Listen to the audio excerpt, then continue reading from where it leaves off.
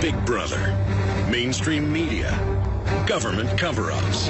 You want answers? Well, so does he. He's Alex Jones on the GCN Radio Network. And now, live from Austin, Texas, Alex Jones. You know, quite frankly, I'm getting Ukraine fatigue. But I've got to continue to watch it as a real-life, dangerous soap opera that could cause thermonuclear war and extinct human life on this planet.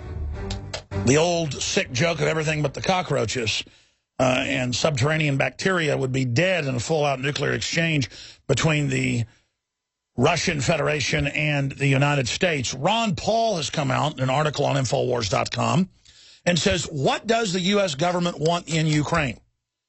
Well, the problem with that, and of course Ron Paul's communicating with the public and things they can understand, is that it's not the U.S. government. It is the globalist, disconnected from their actions through hundreds of layers of separation.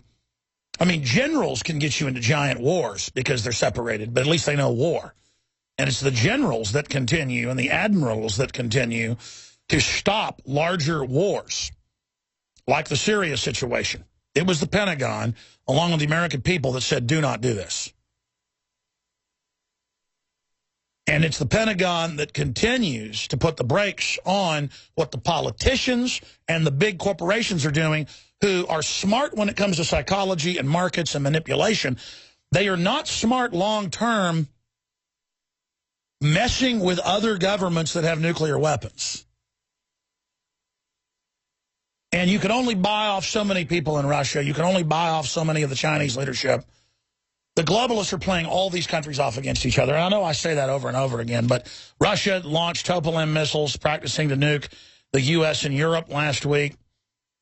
And now there is another report, U.S. to conduct strategic bomber exercises. Nuclear drills follow massive Russian war games last week. I mean, this is just not good. I know that's an understatement. It's so sensational, I don't have words to describe it properly. It's a bad situation on every front, and I know you know that. There's been a bunch of developments on that front. I was watching these videos at like 6 a.m. this morning.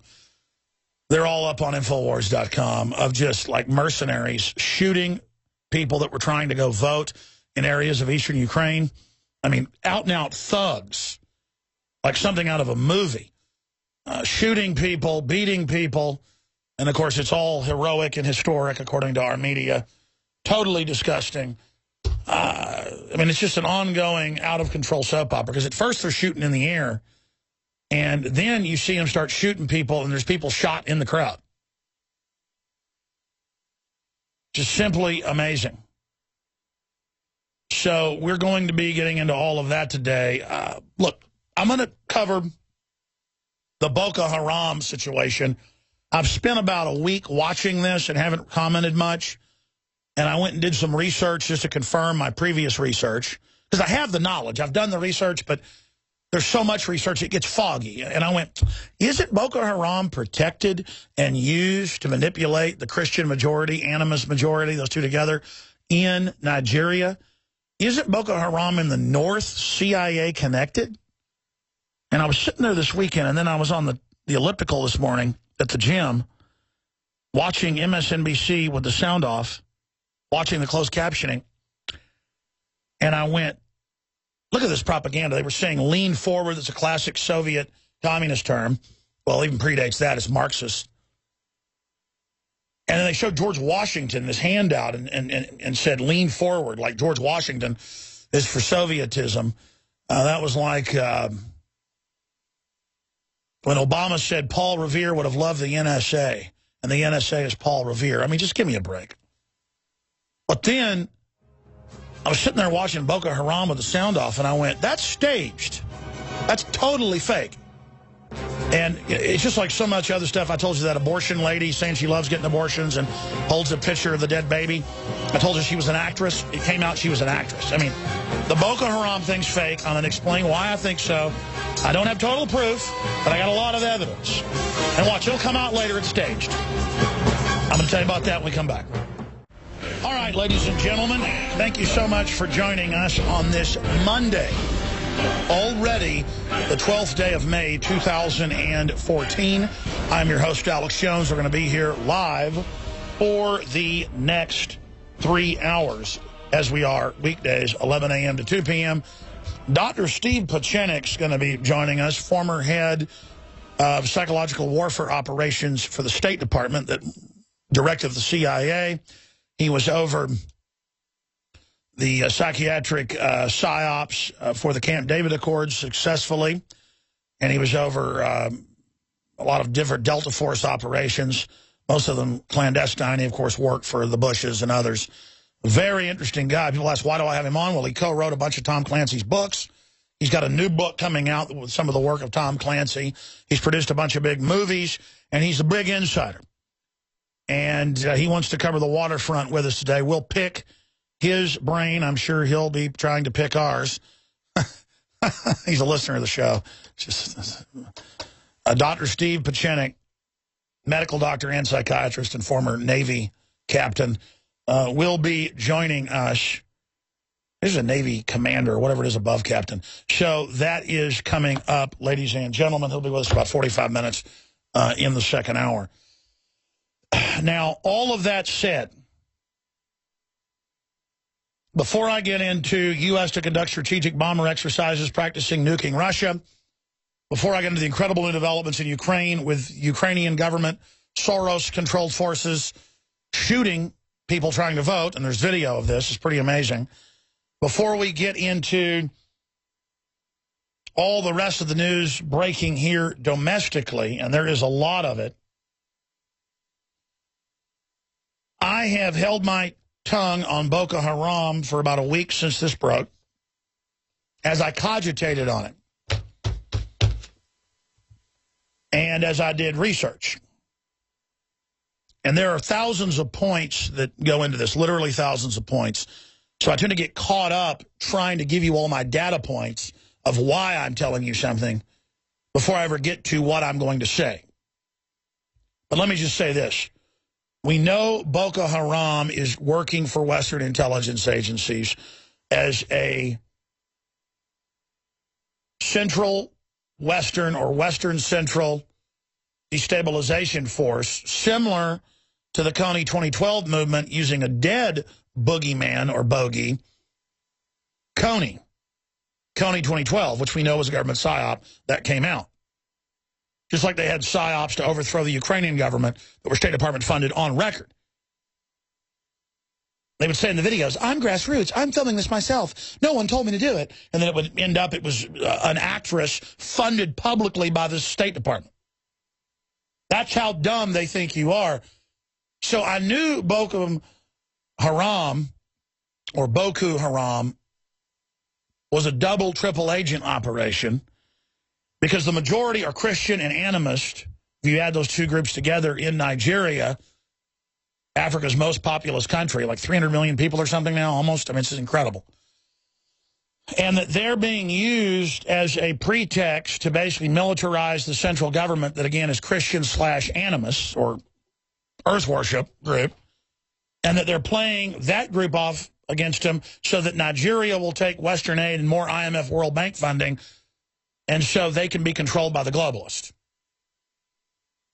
It's just like they brought AFRICON the last few years into Africa. They took out Libya, put al-Qaeda in. The federal government admitted last week that, oh my gosh, it was a total screw-up taking out Gaddafi. It's horrible there now.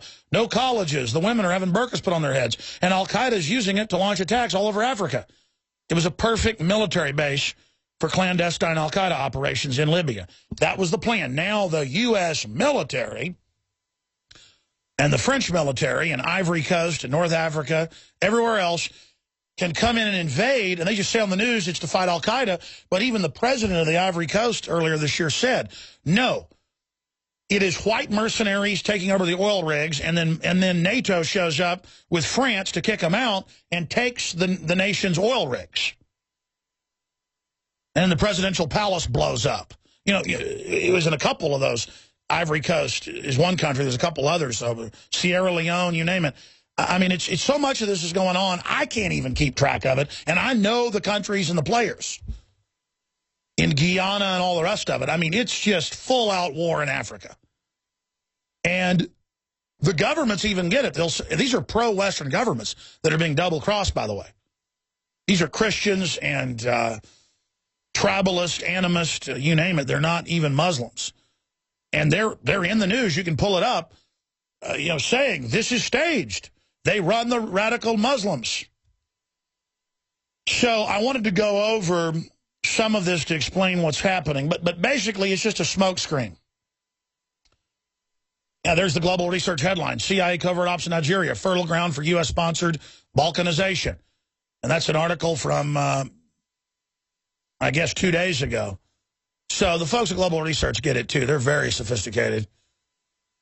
And, I mean, they should be. They're tied into the continent of Europe and the Russians. But the point is that is what's going on.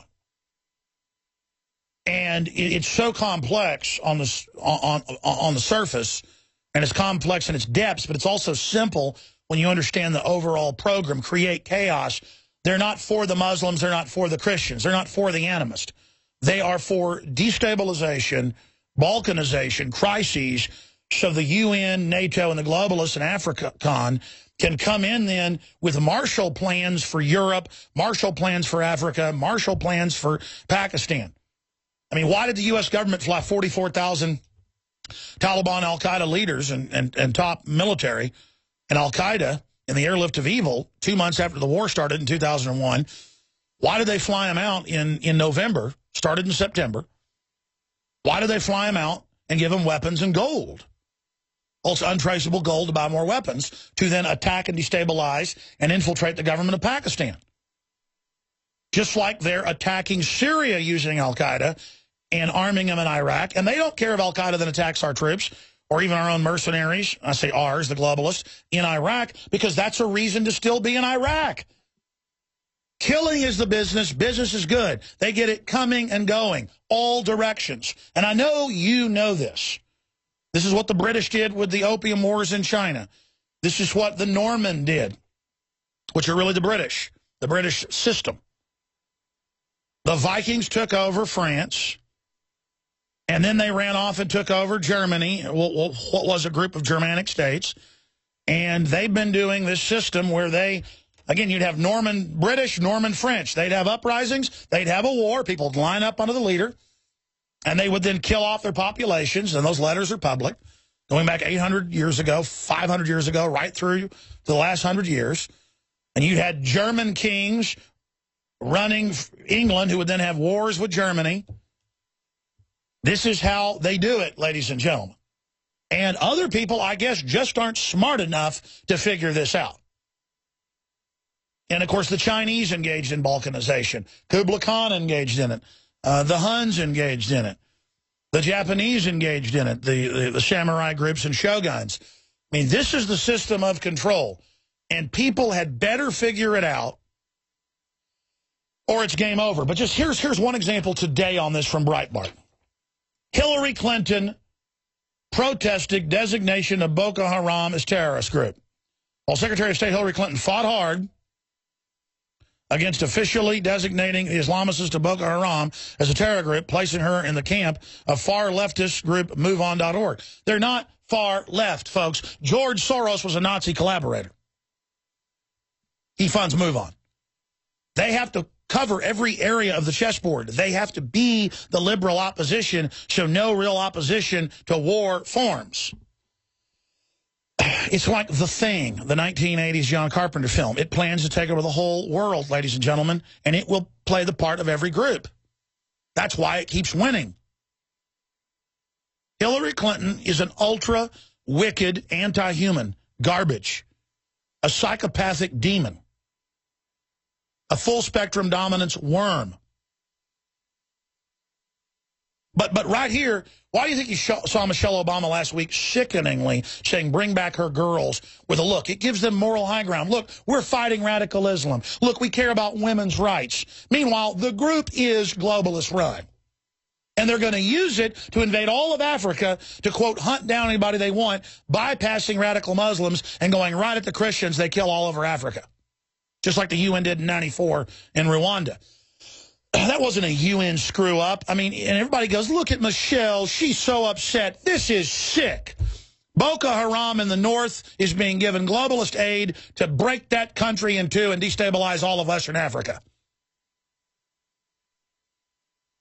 Just like Coney 2012 was meant to push for an invasion of Africa. It's just like, did you see that crazy-looking guy saying, we want your women, they're going to be our slaves, ah, ha, ha. Out of central casting, guaranteed being directed. I wouldn't be surprised if somebody like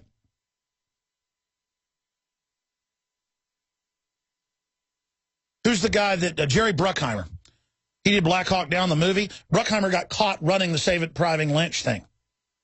That was fake. That came out in BBC. Totally fake with sat video shot and directed by him. Totally fake saving her. It's all come out. In fact, I bet Jerry Bruckheimer's involved. He might have been there directing that. That might have been directed in Langley, Virginia. Just like the leader of Al-Qaeda, Adam Gadon, is the son of the former head of the ADL. And then the Wired magazine had a symposium, and they looked at the Al-Qaeda logo next to the Pentagon logo, and it was uploaded in the same video layer. I'm going to explain it all when we get back. Stay with me. The people are aware of what's going on and are learning about the tricks of the globalist. And we are expanding our understanding every single day. So, it has come out for years that this Boko Haram group that is wreaking havoc all over northern and central areas of Nigeria and Western Africa is a destabilization force of the globalist, of the mercenaries, of the big diamond companies, of the corrupt elements of the oil companies that want to have a pretext to have Africa in squalor and not stabilized. Same reason they brought down Libya and put Al-Qaeda in. And now the news says, oh my gosh, Al-Qaeda is operating inside of almost every African country. We've got to invade all of them. They've got a base in Libya. This is terrible. And no one in the media and the controlled press goes, why did we put Al-Qaeda in charge there? Why did we give them heavy weapons? Why did we overthrow a guy that had been working with the West for 8 years, Muammar Gaddafi? Well, why is our government trying to overthrow Syria and using Al-Qaeda? Because they want destabilization. Now, I know you know that. But enter people like Bill Maher. And coming up in the next segment, we're going to play a big clip of this with Dinesh D'Souza. And he's saying, no, all of Islam is bad, and then attaching it to Christianity. And, you know, religion's bad. Well, what about his religion of big government and his religion of eugenics and kill more people? I want to get the highway moving. I guess he would like Boko Haram. You have to understand, his God, Obama, his God, Hillary, his God, the New World Order, is literally funding and helping every radical jihad group out there except for Hezbollah, run by the Iranians. The only real terrorist group, according to the West, the group you could call a real independent Islamic Shiite group that really does blow stuff up and kill people, usually as a response. I'm not defending that. I'm just saying they use asymmetrical warfare. You want to call them terrorists? Go ahead. Is Iran. That's it. The Saudi Arabian variant, Al-Qaeda, that's the main group, is run by the globalist. That's public knowledge for anyone who's not a moron. That's a pretty big revelation, though, isn't it? And it's hanging out in plain view. And our military, God bless them, they made mistakes and followed orders that were wrong. But they're going, look, we're not going to follow Al-Qaeda now. We're not going to be their Air Force, and we're not going to train Al-Qaeda to overthrow all these countries, Egypt, Syria, you name it. We're not going to be part of this. So now the globalists have moved on to Ukraine for destabilization for all of Eastern Europe. But Bill Maher comes out, this will get him big brownie points with neocons and conservatives, and has said Islam is the problem, period. The issue is, though, while he's all high and mighty, literally the people he works for literally sock puppet Al-Qaeda. And that doesn't absolve Saudi Arabia and radical Islam. It's a real group, a real threat. It's just that if Al-Qaeda's the horses, the New World Order is the driver.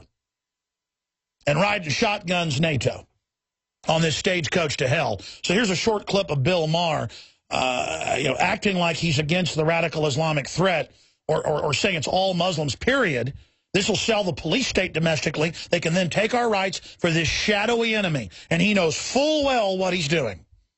This is like saying that all Muslims are guilty. I'm not saying that. We're not saying that. You're hearing that, but we're not saying that. What you're saying is Islam is the problem. Islam is the problem. Correct. All religions are the problem, but especially this one. Let me stop right there. You know, I kind of agree with you, religion, but not relationships with God. But you see, everything's a religion. People that are foodies are obsessed with food. People that are obsessed with tattoos worship tattoos. It's their idol. It's their golden calf. Fine. People that worship sex, hedonist, that's their religion. The globalists are anti-human eugenicists that study how to control and dumb down populations to make us the prey class. And he has said he's a eugenicist and wants death and wants abortion and thinks humans are crap and wants us dead so the world can be his. So, of course, he wants to sit there and push a police state and an invasion and destabilization of Africa while he acts high and mighty, just like Michelle Obama, bring home our girls, when their Secretary of State has been protecting this organization for 6 years, Boko Haram. That is on record. It was a controversy 5.5 years ago when she did it. But again, the average American just sees Hillary up there concerned and Michelle concerned, not knowing they're front people for the group literally behind this. Literally behind this. And they're going to use the Muslim threat, the radical Muslim threat, to make us all slaves. Well, you know what? I'm sick of it. Don't take my rights, period. We got some really serious news here. Officials say there's a second U.S. case of MERS being reported. This thing kills a lot of the people that come in contact with it. AP reports health officials have confirmed a second U.S. case of a mysterious virus that has sickened hundreds in the Middle East. Well, it's killed a lot of people. A news conference to discuss the case has been scheduled for later today by the Florida Department of Health and Centers for Disease Control and Prevention. The virus is MERS, or Middle East Respiratory Syndrome. It is a respiratory illness that begins with flu-like fever, a cough that can lead to shortness of breath, pneumonia, and death. A third of those who develop symptoms die from it. You hear that? That means if your family gets it, 4 or 5 people, 2 of you are dead. It's not a good situation. Most cases have been seen in Saudi Arabia and the Middle East.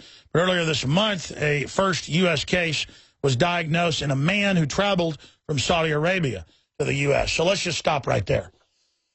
But they're not checking for people coming from Saudi Arabia. They get to bypass Homeland Security because the Saudi king doesn't like his people being groped on or x-rayed. Their women don't have to take their headdresses off. But your wife's going to get groped by a lady that looks like Janet Reno. Because you've got to be nudged and broken and taught to be a good slave. Now, let's continue here, ladies and gentlemen. I'll get to this whole Bill Maher clip. You can do a search, Boko Haram, CIA, Boko Haram, Al-Qaeda, Boko Haram, Hillary Clinton, and you will get the fact that Boko Haram is Western-funded. It's beyond CIA. Mercenary, globalist-funded because they want to destabilize Africa. Here's the Daily Beast. That's the Democrats. What is that, Newsweek? Boko Haram's bin Laden connection. Some intelligence analysts believe that Osama bin Laden provided everything from seed money to strategic direction to the now infamous Nigerian terror group. Well, yeah, he's the cutout for the CIA, for MI6, on record, for Saudi intelligence, on record, on record, on record, on record. And now they've put Al-Qaeda in control in Libya, right in the middle of North Africa, to invade Nigeria, right down to Central Africa, right into the Congo, I mean, right into the Gold Coast, right into the Ivory Coast. I mean, it is just Al-Qaeda. Al-Qaeda, Al-Qaeda, Al-Qaeda, Al-Qaeda, Al-Qaeda, Al-Qaeda, Al-Qaeda. They are hitting all over Africa, but don't worry. Here comes the army. Here comes the bugle. Can we find a army cavalry bugle? Calling in the infantry. What's the actual technical name of calling in the infantry? No, that's not the infantry. The cavalry. I want to hear the cavalry bugle. It's when the infantry calls in the cavalry bugle. In the old Westerns, that's really what they did. They still did it even up into Vietnam when the helicopters would come in to assist ground troops in a battle. They would blow the bugle and sometimes have it on the loudspeakers. Now, that's accurate when they do that in Apocalypse Now. So here comes the Army, here comes Northcom, here comes the Marines. From the halls of Montezuma to the shores of Tripoli, we will fight George Soros's battles. Al-Qaeda's blowing everything up. Boko Haram kidnapped women. What do? You call in the Big Red One and the Army. Here come the drones. What does the head of the Pentagon say? What does the Army Secretary say? It's time to drone everything. Drones are sexy. Drones are good. Well, we'll probably get Michelle Obama and Jay-Z to call for it. Bomb anybody and everybody. Kill everybody. Line up villagers, Christian, Muslim, animist. Murder them. Take their gold. Take their timber. Make them slaves. Put them in slave pits. It doesn't matter because there was a Muslim, Boko Haram, and Michelle, the most beautiful snapping turtle in North America. Why, she came out, ladies and gentlemen, and she said, bring our girls home. Even though Hillary runs the whole operation and the White House is behind it. So can we hear that bugle one more time, calling in the cavalry? I mean, this is important. That all of Africa be invaded, just like we told you 6 years ago in Obama deception. And the Army will actually believe when they're there, they're fighting Al-Qaeda. But when they get there, they'll be killing Christians mainly. Now, let's because the average person doesn't know who these countries are, doesn't know who these people are. They don't know what's going on. So, bin Laden funding Boko Haram. Oh, Hillary Clinton protested designation of Boko Haram as a terrorist group. That was before they got all their weapons and launched their offensive to destabilize the region. Now, they won't be bombed or killed. They'll be left alone. Or maybe they'll stage the death of this Hollywood actor they've got as the leader of it. In fact, can we get the video, the now famous Boko Haram video of the leader of it, saying, we want your women, we will kidnap them, we will sell them, we will make the Christians convert to Islam, because Islam is about murdering women, Islam is about enslaving women, Islam is about controlling them and selling them and making them slaves. I mean, no one talks like that. And I'm not defending radical Islam. The point is, it's central casting the son of the former head of the ADL, Adam Gadon, who was arrested beating up Muslims repeatedly in California. He hated them so much, he would go outside mosque as a teenager, listening to heavy metal and beat them up. And then they said, hey, you really want to fight the Muslims? Become them, demonize them, clash of civilizations, my boy. You don't beat them up outside their mosque. You lead them to blow stuff up. Isn't that just perfect? If you guys are looking for the Boko Haram video, I saw you had it last Friday. There's another one. It's all over the news. I mean, you just type in Boko Haram video. It is universal, everywhere, every channel. Total push for total invasion. They're there saying, get me, I'm evil, I hurt women, I sexually mutilate them, we're going to grab your daughters, we're going to make them convert, we're going to kill your daughters, literally out of central casting. It's kind of like the Hatari militia. I saw a video with the guy in camo with 2 guards behind him. It looked totally fake, the way a dictator would act. And I said, that's fake. That group's federal run. They're going to shut down that group out of 800-plus militia groups we know of.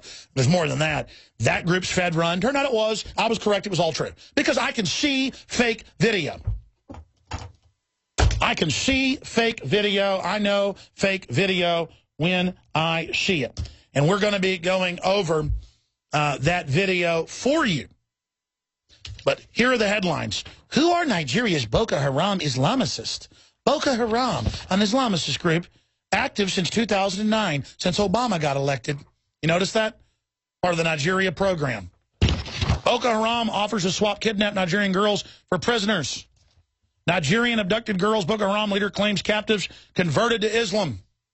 CIA director, U.S. doing everything we can to find Nigerian kidnapped girls. Oh, the CIA is going to save the girls. Because when one person dies, it's a tragedy. 10,000 dies is a statistic. Drones and the CIA are so sexy. They're the good guys, like Captain America. And then it just goes on from there. So we're going to go ahead and go to about 5 minutes of this clip of the savior, Bill Maher, and he loves Obama, and they're fighting against radical Islam, and thank God Obama is doing everything he can to fight the group they've been funding and running, and just like Al-Qaeda and Benghazi. I mean, it's so good of him. See, this gets the heat off of them for openly. This gets the heat off of them for openly running Al-Qaeda. The globalists are concerned that this is coming out, that the military knows about it. So, oh, look, here's a Muslim threat. Here's what we've got to invade Africa. And Obama can get up and beat his chest, and Hillary can and say, see, I'm fighting Boko Haram, which she said don't put on a terrorist list so we can give them money. And don't put the new Al-Qaeda groups, Al-Nusra, on the, because we want to give them money. I mean, it's all there. It's hiding in plain view because they know the general public can't find Nigeria with both eyeballs and a map. I mean, I go out and talk to the general public, folks, they can't find Australia. They've done TV shows, people can't find Australia. Or you put Al-Qaeda stand on it, and Americans will say, yeah, blow that up. That's where Al-Qaeda is. They don't know where the Middle East is, folks, if it doesn't have names on it. And so the globalists that have hijacked this country run radical Islam. And I want to be clear, I'm not saying it isn't a threat. It's a serious threat. Iran has come out today and said, quote, you know, we've defeated the U.S. and NATO with Russia in Syria, but you've got a big problem. They came out and said radical Wahhabis are now going to attack Europe, and don't you dare blame us. See, Iran gets it. And I'm not romanticizing Iran, but they're arch enemies with Al-Qaeda, and they understand the plan. So they're saying, don't blow stuff up with Stinger missiles and blame us. We're not going to be attacking you. Do not attack us. And we know your plan is to turn everything over to Al-Qaeda, and we're against Al-Qaeda. They're arch enemies with Al-Qaeda. Folks, I don't like what the mullahs are doing in Iran. I hate Al-Qaeda. But again, the mullahs are CIA connected back in the 70s as well. It's all a double, triple game. Now let's go to this clip of Bill Maher playing the part of the savior, saying stuff that'll make him real popular. This is political correctness, folks. Run Al-Qaeda while you claim you're fighting it. Here's Bill Maher. Let's move to the thing you kind of raised before, which is the Muslim question, because it was in the news this week big time with Boko Haram.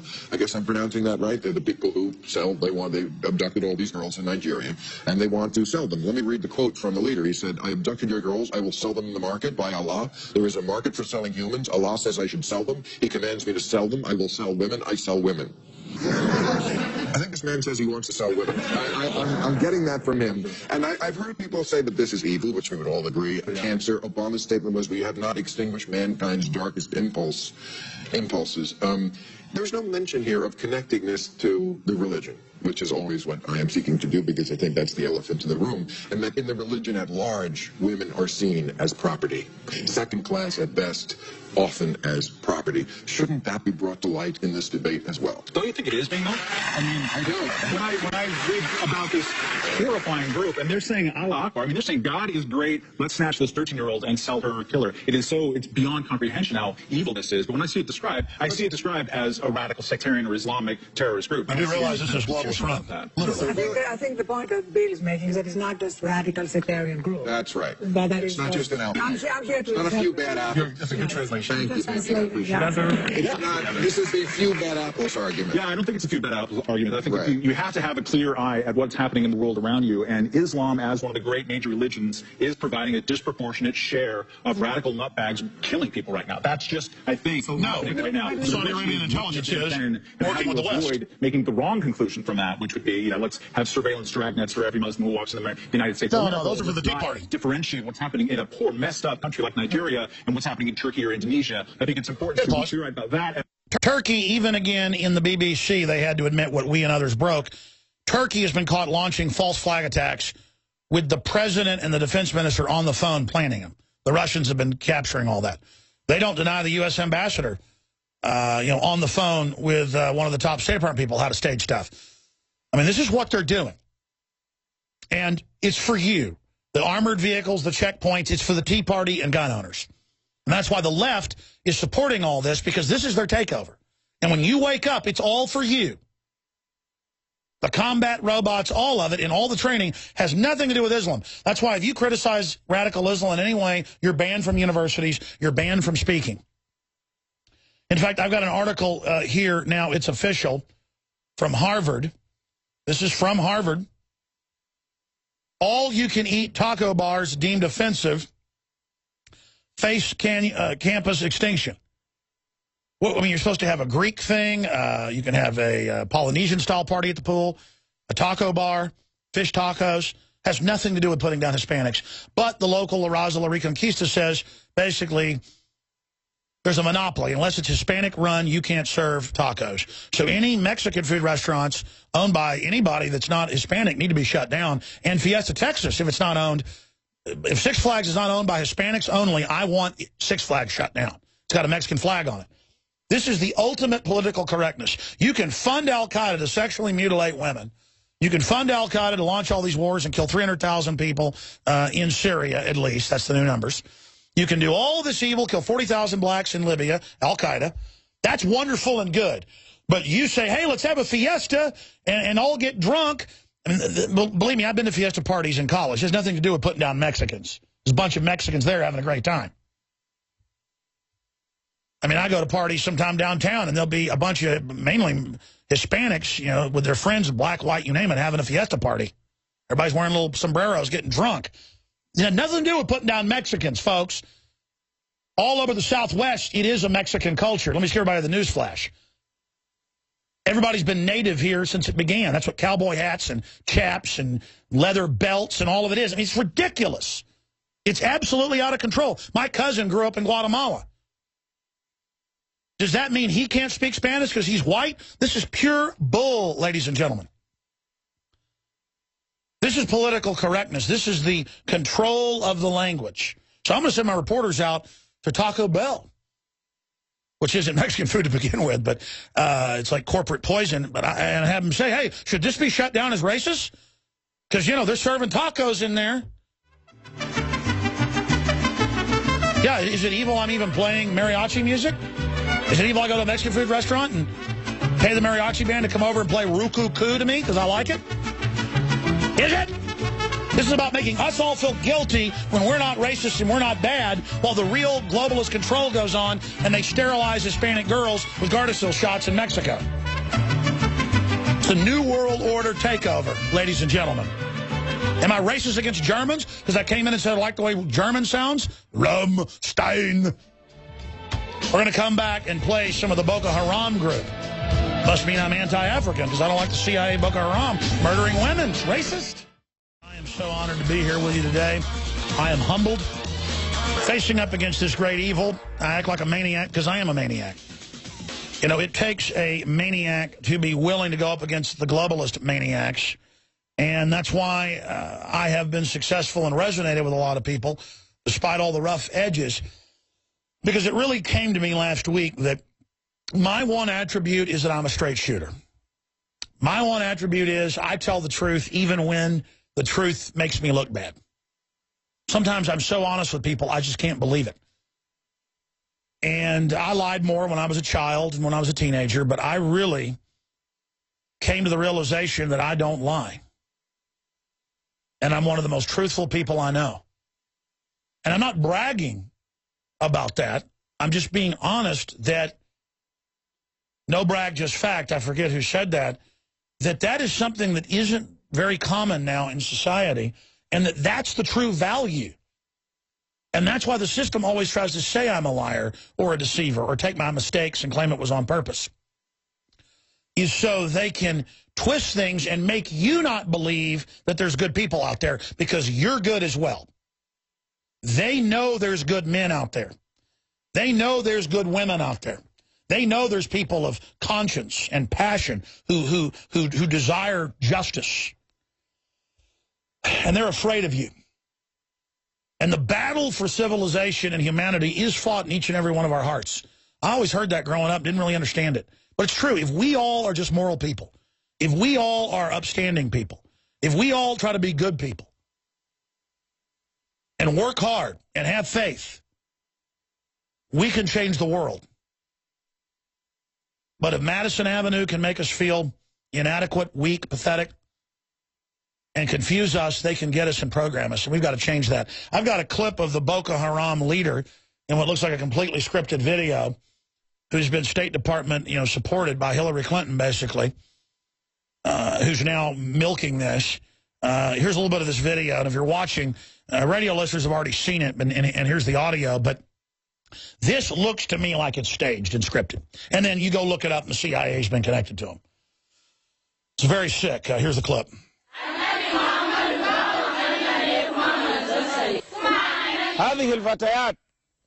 These girls you occupy yourselves with their affair, we have indeed liberated them.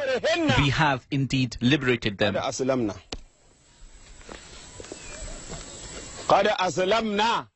That guy may not be an actor. He probably is. I believe he's a mentally ill egomaniac. These girls have become Muslims. They are Muslims. By the way, of course they've converted. It's Stockholm Syndrome. It's like kidnappers. People then serve to try to get out of it. It is now 4 years or 5 years that you arrested our brethren, and they are still in prison. And that's enough. We'll come back to more of it in the next hour. But what I want to get to here is that he says in there, they've converted, but I might kill them or sell them. So these are precious Muslims, and you're saying you might kill them or sell them. I mean, you couldn't write worse PR for, quote, Islam. So did they get this guy to central casting, or they find the most radical nut job they could, put him in power? I mean, the guy clearly has the narcissistic look of most of the yuppies I see down on 3rd, 4th, 5th, 6th Street downtown. He has that crazed power trip look in his eye. That's more of a he's scared, so he's just trying to act tough. If you back it up, he has this narcissist look where he's like, yeah, just really enjoying himself. And yeah, just let it roll. You'll see some of it. And you know, you see a lot of cops with that look in their eye. So, you know, bad cops. You always tell a bad cop that they're walking over you looking at you like that. You're like, oh boy, this is a coward on a power trip. You know, mama didn't wipe his butt enough. We'll be right back. Stay with us. All right, folks, if you just joined us, Dr. Steve Pieczenik is going to be with us until about 45 after. Then I want to open the phones up to talk about Boko Haram and the fact that even the Daily Beast admits it's connected to Al-Qaeda, it's globalist run, and that Hillary Clinton's been protecting the group for 6 years so they could build them up since they got founded in 2009. I mean, this is so incredibly obvious what's going on. It's amazing. So I'll get Pieczenik's take on that. We'll see if he weasels on it, or if he's, I know he's listening, or if he gives us his real take on it. But that's coming up, and a lot of other issues, the Russia situation, his new book that's coming out, that's all coming up. But let's play more from the start with the Boko Haram statement of their leader, Mr. CIA. Let's go ahead and play the rest of that clip that I started playing in the last segment. It is now 4 years or 5 years that you arrested our brethren, and they are still in your prison. You are doing many things to them. And now you're talking about these girls. We will never release them until after you release our brethren. Is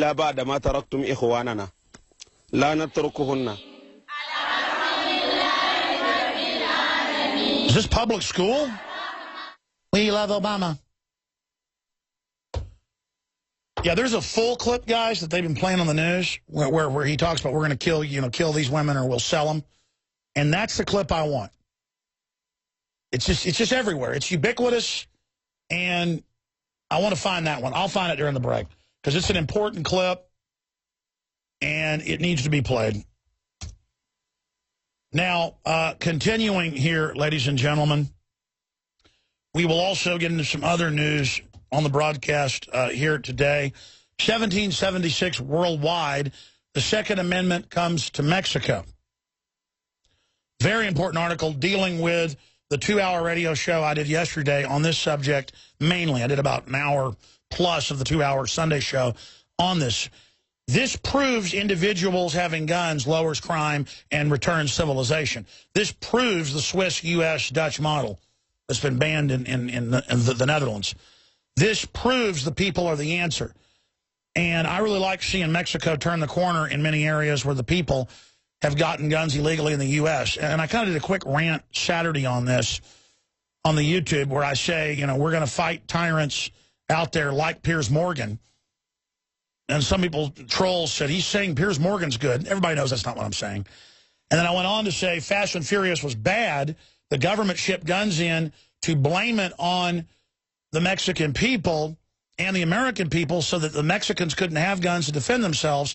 The drug cartels buy weapons, military grade, that you can't get in gun shops. So I was explaining that there are good things happening with guns from the U.S. getting into Mexico, but that Fast and Furious was a cover to keep legitimate guns getting to Mexicans to defend themselves, and that the cartels buy mainly German armaments that they're obsessed with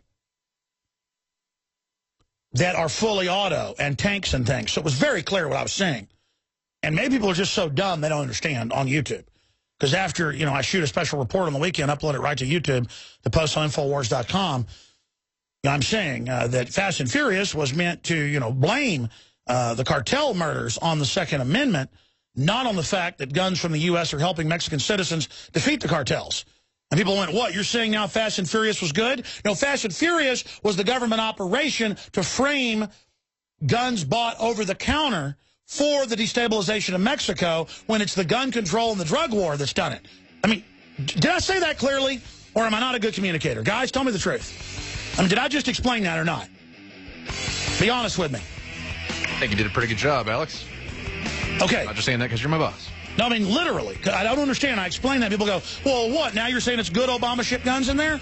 No. That was a small amount they shipped in to then trace them to try to blame the violence on our guns, not the cartels. Well, Dr. Steve Pieczenik joins us for the next 45 minutes, and I'm going to open the phones up. Dr. Steve Pieczenik is an MD and a PhD psychiatrist, an American former State Department official, author and publisher, wrote a bunch of books with Tom Clancy like Net Force and Op Center, produced a bunch of big films. StevePieczenik.com is his website. Trained in psychiatry at Harvard University and international relations at MIT. His novels are based on over 20 years' experience resolving international crises and hostage situations for the Department of State for 4 administrations.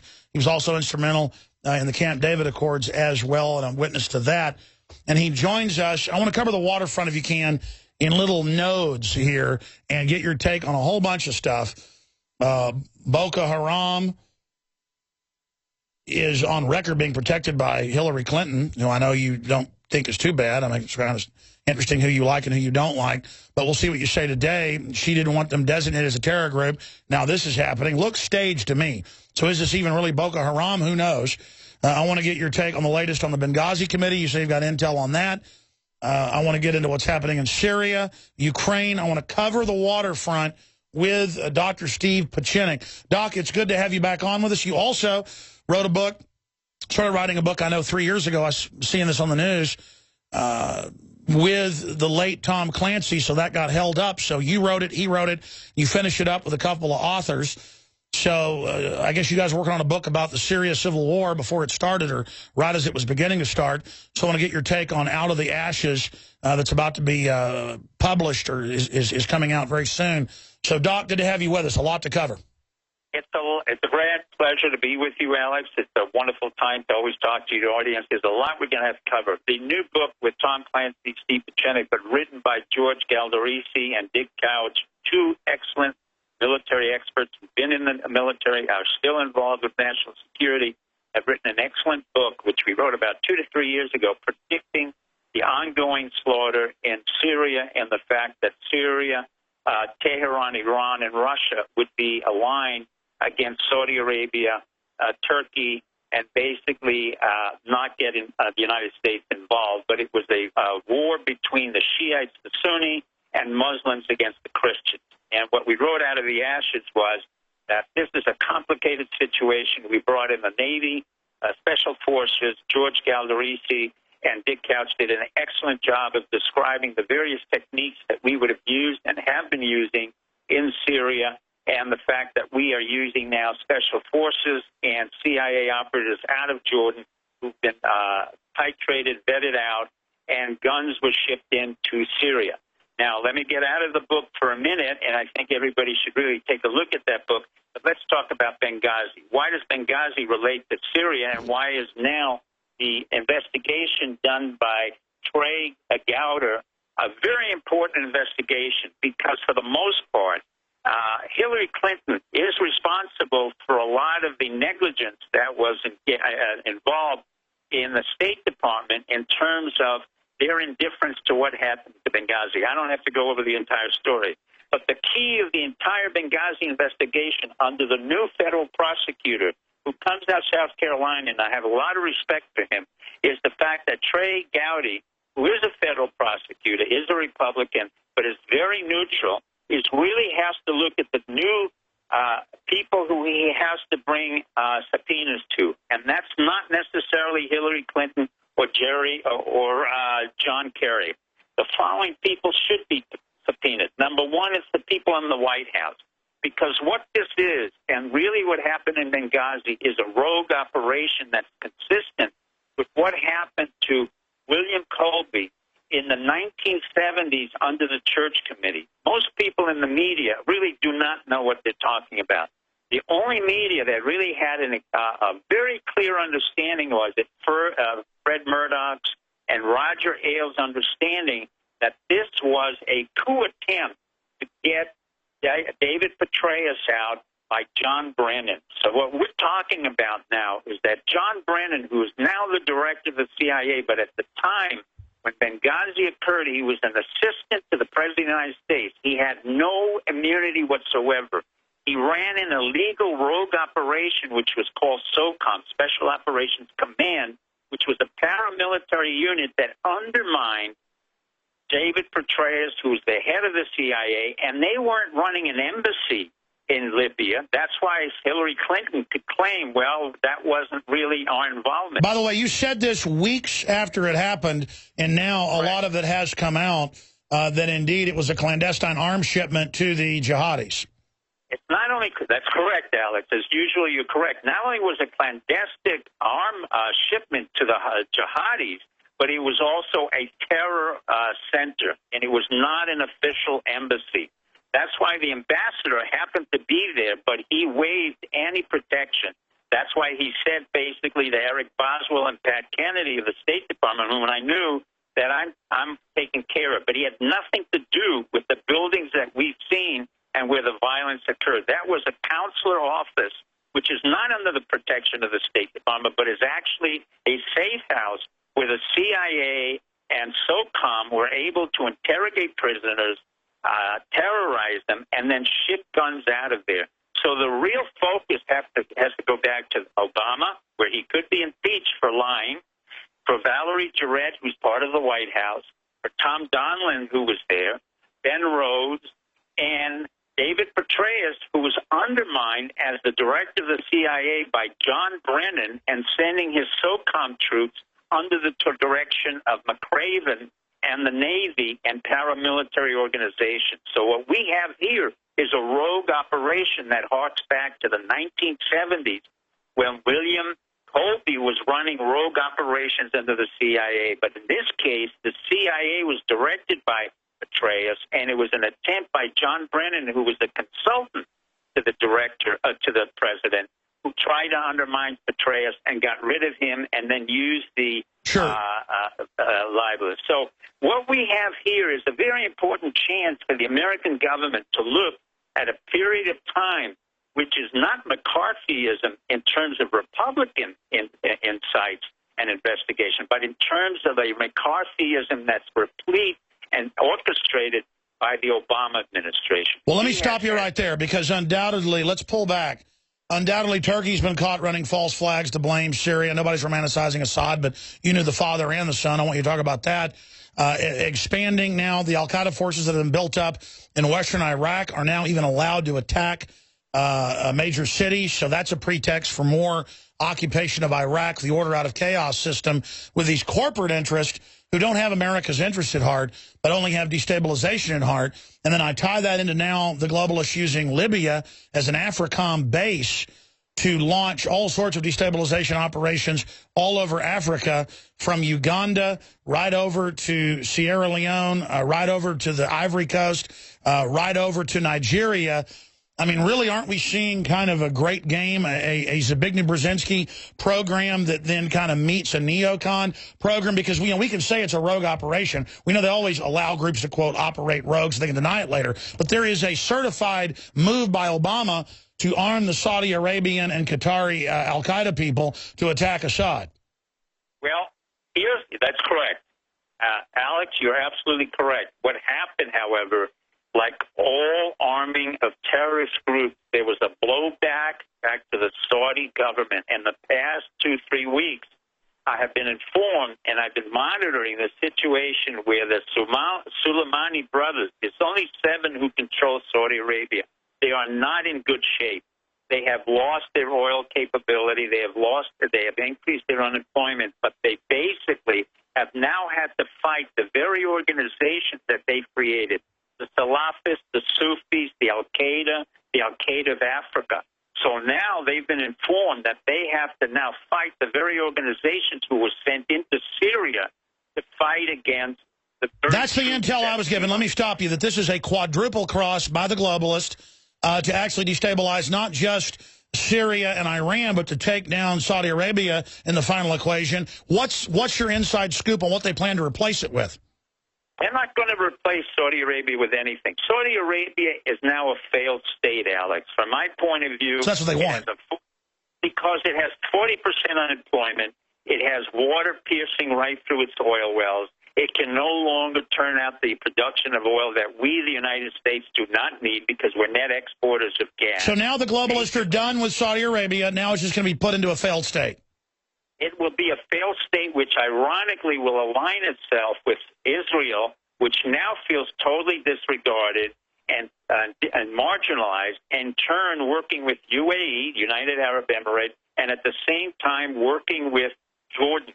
So you have a coalition of kind of quasi-marginalized groups, which will be not relevant to our strategic interests. Our strategic interests are now moving to CINCPAC, or the Commander-in-Chief of the Pacific Ocean, with regard to China, China's war with Japan, and China's war with Vietnam. And that's what I wrote about 20 years ago in Pax Pacifica, where, in fact, the Chinese are going out of their way to create a problem in a small group of islands, which are 120 miles. And is that what the... I want to come back then after this break and break down the geopolitical ramifications, but I remember you on this show about 3-4 years ago talking about the pivot before it happened, and then talk about strategically then how the system knew and kind of what some of the power blocks are inside the Anglo-American establishment. Because I know there's different factions, but... You know, the faction I don't like is the one teaching kids 2 + 2 = 5. It's the faction saying there shouldn't be fathers in families. It's the faction not letting us have power plants. I mean, I want to talk about the factions here that are running this country into the ground, because they do some things that help the country and the people, and then other things that hurt us.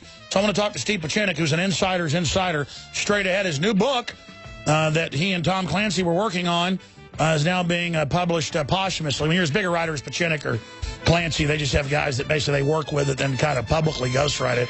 So he talked about those 2 Navy guys that have put the book out. So that's coming out as well. It's all coming up. This is not your Daddy's Talk Radio. This is real analysis, deep information. The CIA's ties to Boko Haram. This is a destabilization force. I don't even blaming the CIA. There's a whole bunch of groups that want destabilization.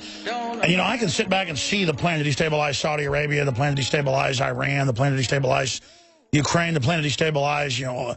But then the very same globalists that are doing that, arguing they want to build this world government to stop war, are the ones trying to break up families, cut off our energy, using their power to consolidate control. So I don't see the New World Order, as George Herbert Walker Bush called for it, bringing stability or order. I see it bringing disorder. And, of course, the Russians have their New World Order. The Chinese have their New World Order. All I see is a bunch of kleptocrats excusing their predatory actions. And it's the opposite of a society that I think is going to survive. Dr. Pieczenik, I mean, I'm just throwing that out there on the table. I can see the great game, the divide and conquer, all of it. But America really is losing its moral high ground. Who are the players in the power structure from your perspective? Players in the power structures are, number one, the banking industry, the oil conglomerates that come out. You have the major energy companies coming out of Texas. You have the military-industrial complex like Northrop Grumman, Lockheed, ATK, which provides ammunition. You have Raytheon, which provides the military-industrial. You have a whole series of beltway bandits who have nothing else to do except to take this rotational system of generals who have failed in the military. They get their pensions of $150,000. They're offered $2 million, as they were in Booz Allen, where Snowden came out of, and then they get retread again into a military-industrial complex. So we don't really have a government. What we have is an outsourcing machine, which we American people are paying twice for and getting no outside product. So what you have is not a unified world structure. What you have is a constant, ongoing system, which is a dysfunctional banking system of money just going around through military-industrial, energy complex, Northrop Grumman, CACI, CACI, SAIC, L3, MITRE, Blackwater, all of which are in the business of creating what Kissinger used to call strategic tension or problems, and then they ship it out to our military or paramilitary units. And what happens in the paramilitary units, they're under the control of the CIA. That has to be done. All paramilitary units have to go back into the military, and the CIA has to be investigated. They have to be completely cleaned out, and John Brennan has to go in front of the Benghazi Committee without immunity because he's on an accepted service, and the prosecutor has to start questioning him as he did William Colby in the old... I want to get into that with you and talk about a bunch of other big issues that tie together and where you see the world going with Dr. Steve Pieczenik, StevePieczenik.com. The world government does not exist as the world government. What is in fact happening is we are losing our priority in the world systems on several levels. Number one, because we have weak leadership consistent from Clinton on Bush Jr. to Obama, who's a disaster, a man who never had a job, a man who never had an executive position, a man who never even was a senator. He was a false senator, wrote a book, who came out of the CIA, had never had any experience, and they cannot make any decisions. He's run by a woman named Valerie Jarrett in the White House, who comes of Chicago. Her father was in Iran, probably was a CIA operative. He comes out of the CIA, went to Occidental College, which was the CIA agency, and never really had any experience. He is totally incompetent, dysfunctional. A man like Putin, who's been in the intelligence community, sees it very clearly, sees his indecisiveness, sees the fact that we have no strategic sense either in Crimea or Ukraine, which, by the way, Crimea does belong to Russia.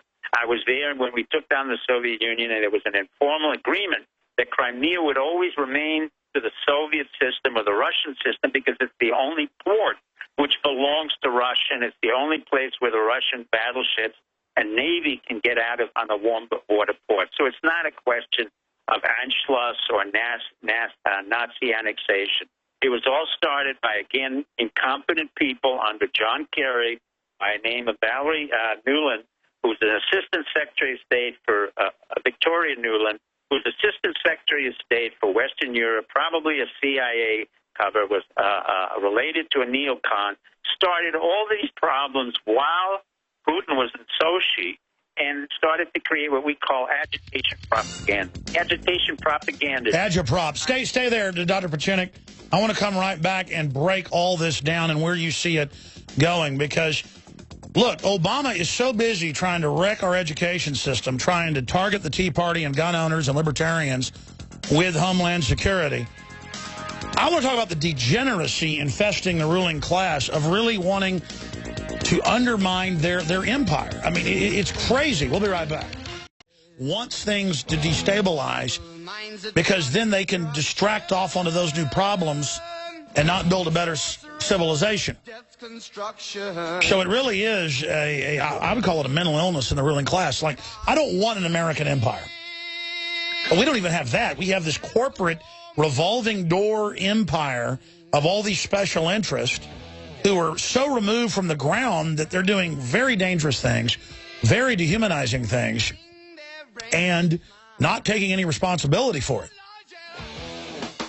It's a very serious situation. I saw an MIT report just last year we covered where they said, we have transferred our high-tech systems and can basically never beat China now, and that it's true, the deindustrialization, they claim that we would have high-tech stuff. We don't. We're screwed.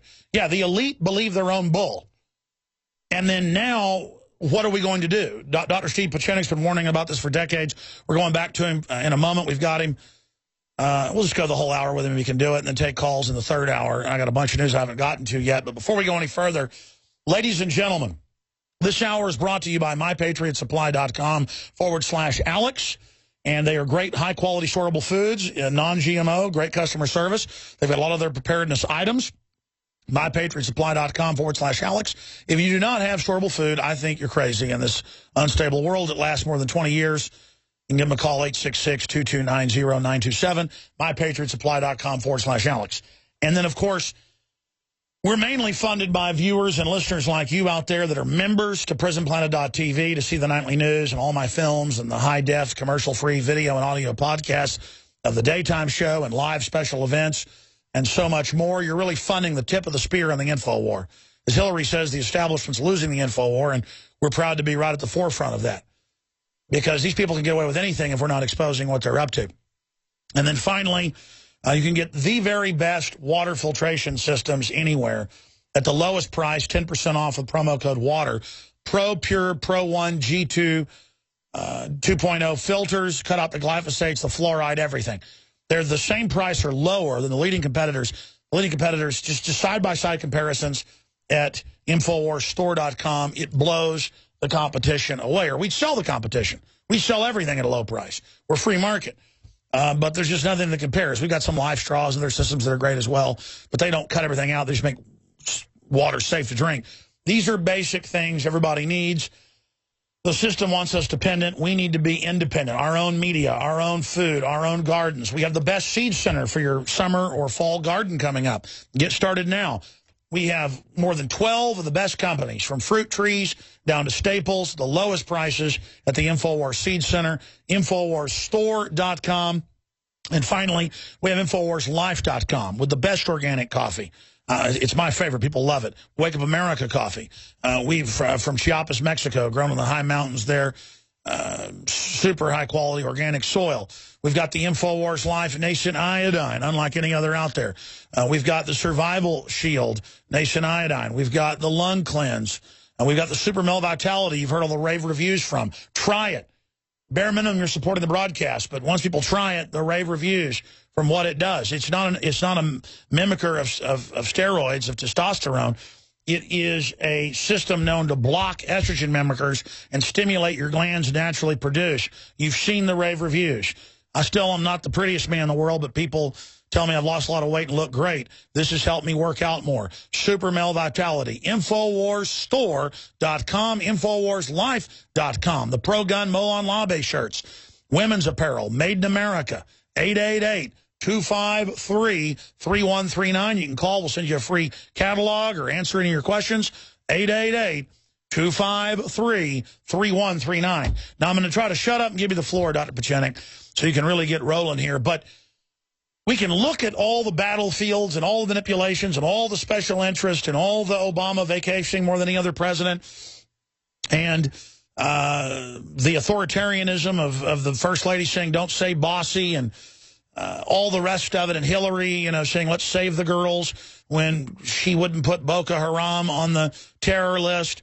The degeneracy of the system, the corruption, the disconnect, the Obama saying raising the debt limit doesn't raise the debt, saying if you have a business, you didn't build that. The communist slogans, lean forward, right out of Karl Marx on MSNBC and CNN. I mean, really, I never believed it was a communist conspiracy. I knew that special interests used that to domesticate people. But now I realize that the only ones active and mobile in the corrupt corporate system are a bunch of really sickening authoritarian folks that are calling for the arrest of anybody who is right of Mao Zedong. And I see the CIA helping put Mao in and all this. I mean, it really freaks me out to think, who are the ruling class? What is the ideology? Why do they hate Christians so much, Dr. Pieczenik? Well, number one, I don't think there's any more of what we would call a ruling class. What we have is we have a fractionation of a government. And basically, in some ways, it's really quite good because we have a totally incompetent president, followed by a formerly incompetent president, followed by a formerly immoral incompetent president. So for 30 years, we have had no one who's really been in charge and has had any capability to run this country. However, that doesn't mean they're not vitriolic and they were not dangerous. As you know, Bush Jr. initiated 9/11, initiated the Iraq War, and then lied. What we have here with Obama is a total sociopath, quite ignorant, quite incompetent. I've said it for years from the beginning, Alex, when you and I talked, very dysfunctional. He's a product of Valerie Jarrett. He's a product of the banking system and the Pfizer companies, the big pharma, where he gave them $80 billion for a very dysfunctional health care system called Obamacare. And now what you have is basically companies on their own saying, you know what, the hell with America. And they really don't care.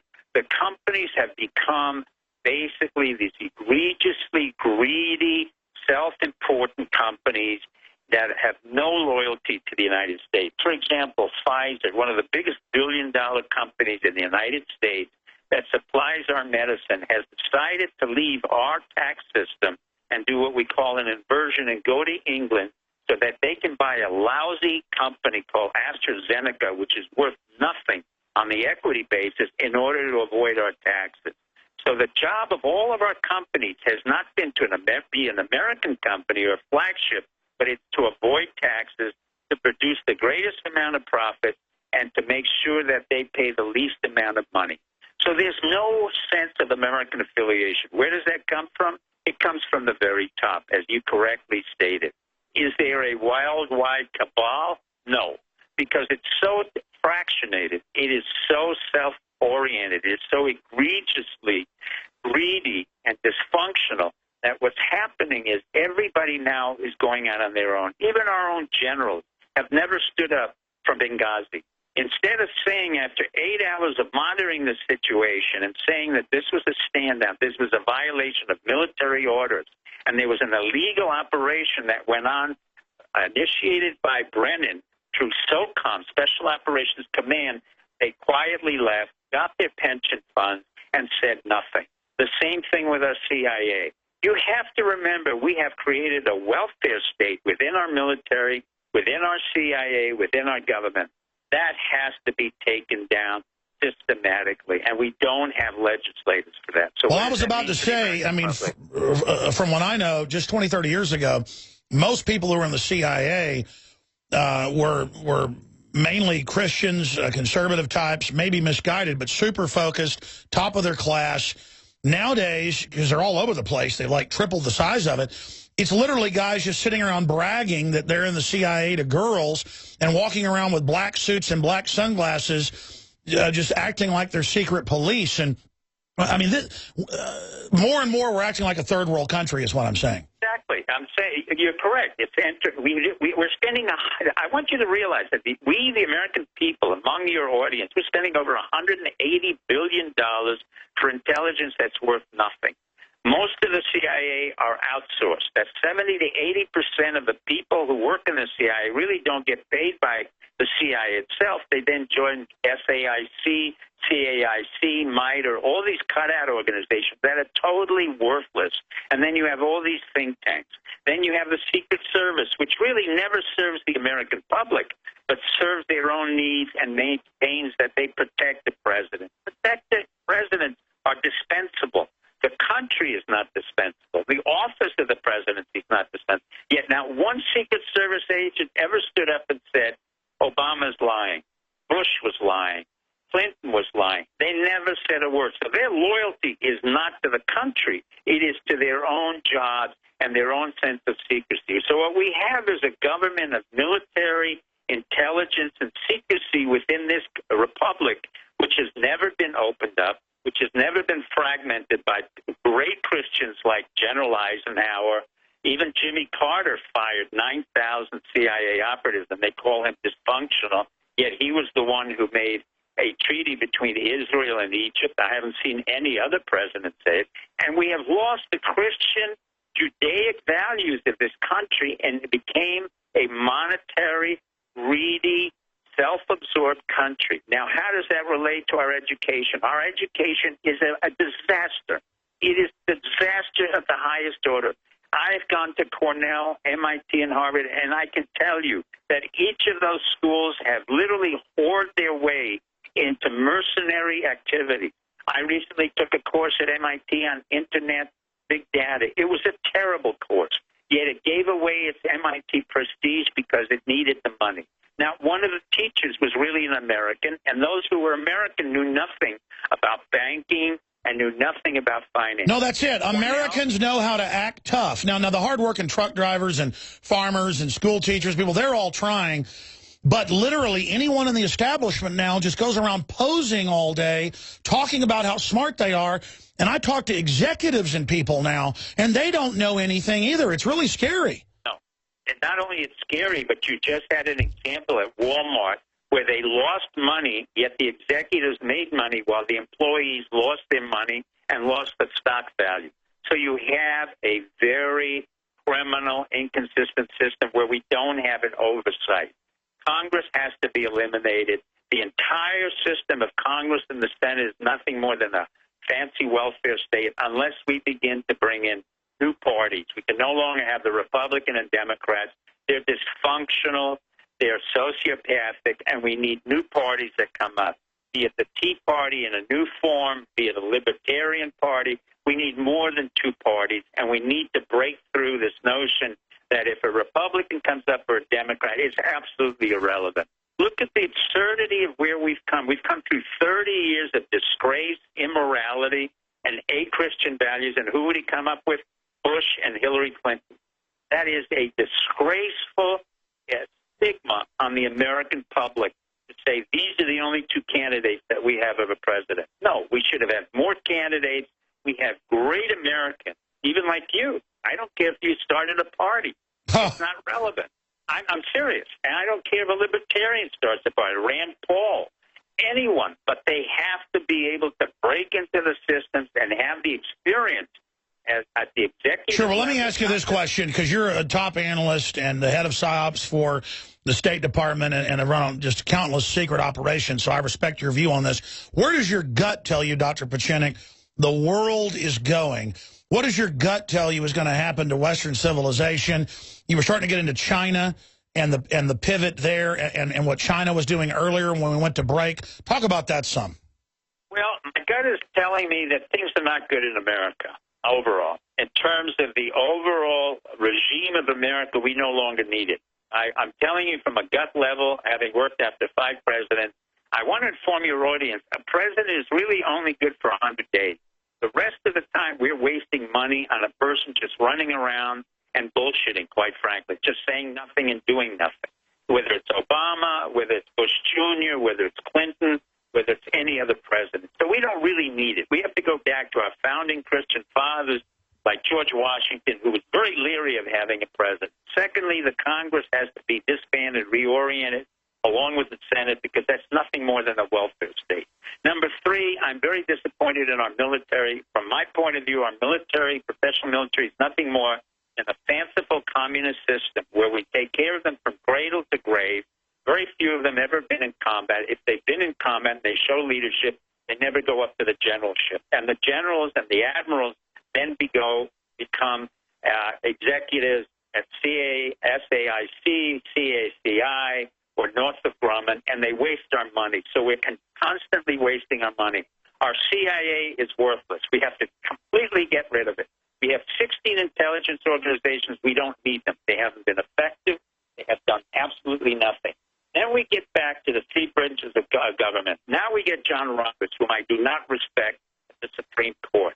This is an individual who's supposed to be Christian, yet he made one of the most stupid, illogical decisions that a corporation has the freedom of speech. He was paid off. I can assure you he was paid off. I can assure you he has a questionable background as a Supreme Court justice. He was appointed by nobody else than the stupidest Chief Justice Rehnquist, who Nixon hated. As much as we may have said bad things about Nixon, he cared about America. Well, that's why the establishment got rid of him, is because he wanted to be president, and they didn't want somebody acting like president. I agree with that. Let me ask you this question, then. looking at where this is going, I mean, I know the military at the top sold out, but when it comes to the enlisted, the non-commissioned officers, and even low-level commissioned officers, they're some of the most professional, informed people, and they listen to this show. Almost everyone I talk to in the military on the street is a listener. I'm not bragging. It's actually pretty scary. No, I agree with you, and I want to address them personally, because I have repeatedly for 3 years asked for the resignation of General Shinseki. I knew he was incompetent. I knew he couldn't run the VA, and as I'm saying this to my VA veterans, and I'm a veteran, that he has to go. But he was so obstinate, so arrogant, and so incompetent that he remained there until men died.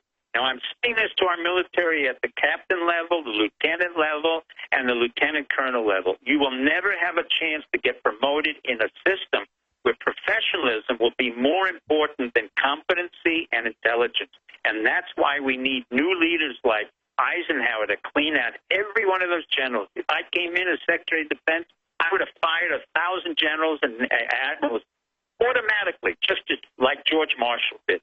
So when we go back to the history of where we were the greatest, we had men who came in and dared to defy the system, dared to say to the generals, you're not qualified. Well, in the old days, most of the generals were combat vets. Now I looked it up. Most of them have never even been in combat. Well, even the ones who were in combat vet, they had very little combat. I mean, Petraeus never really had combat vet. With all due respect to him, he was shot at a shooting gallery and then promoted himself all the way to the top. I can go through all generals. There are other four-star generals at the NSA never saw combat.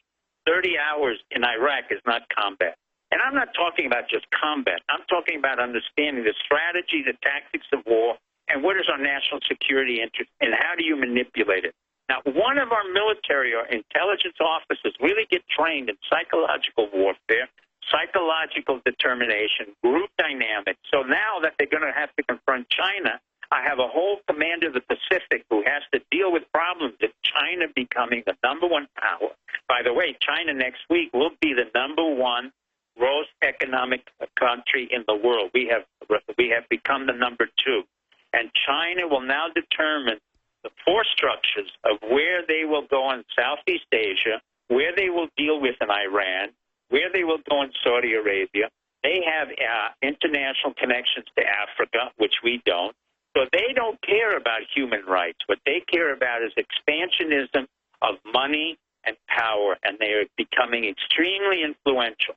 There will be a point of confrontation now that I've never said before with China. Well, yeah, I mean, I'm not romanticizing Japan, but it looks like China is the one pushing it, saying we'll take islands, we're prepared for war. Do you think they might actually try to take some of those islands or take Philippine islands?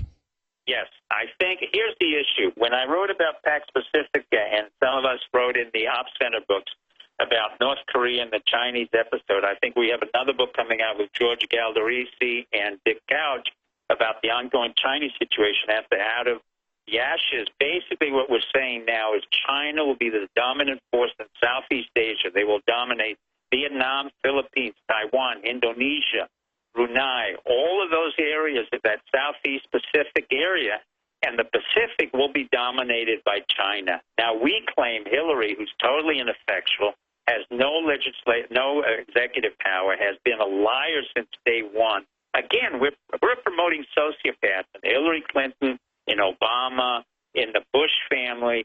What we need are people who've had real experiences and can come on the line, and we have military officers now who have to deal with China in a negotiated way, also limit setting, and at the same time be able to confront what the Chinese call the cabbage strategy. The cabbage strategy is to lay in all kinds of boats and patrol boats around the Spratly Islands, the Paracel Islands. Why? Because there's oil.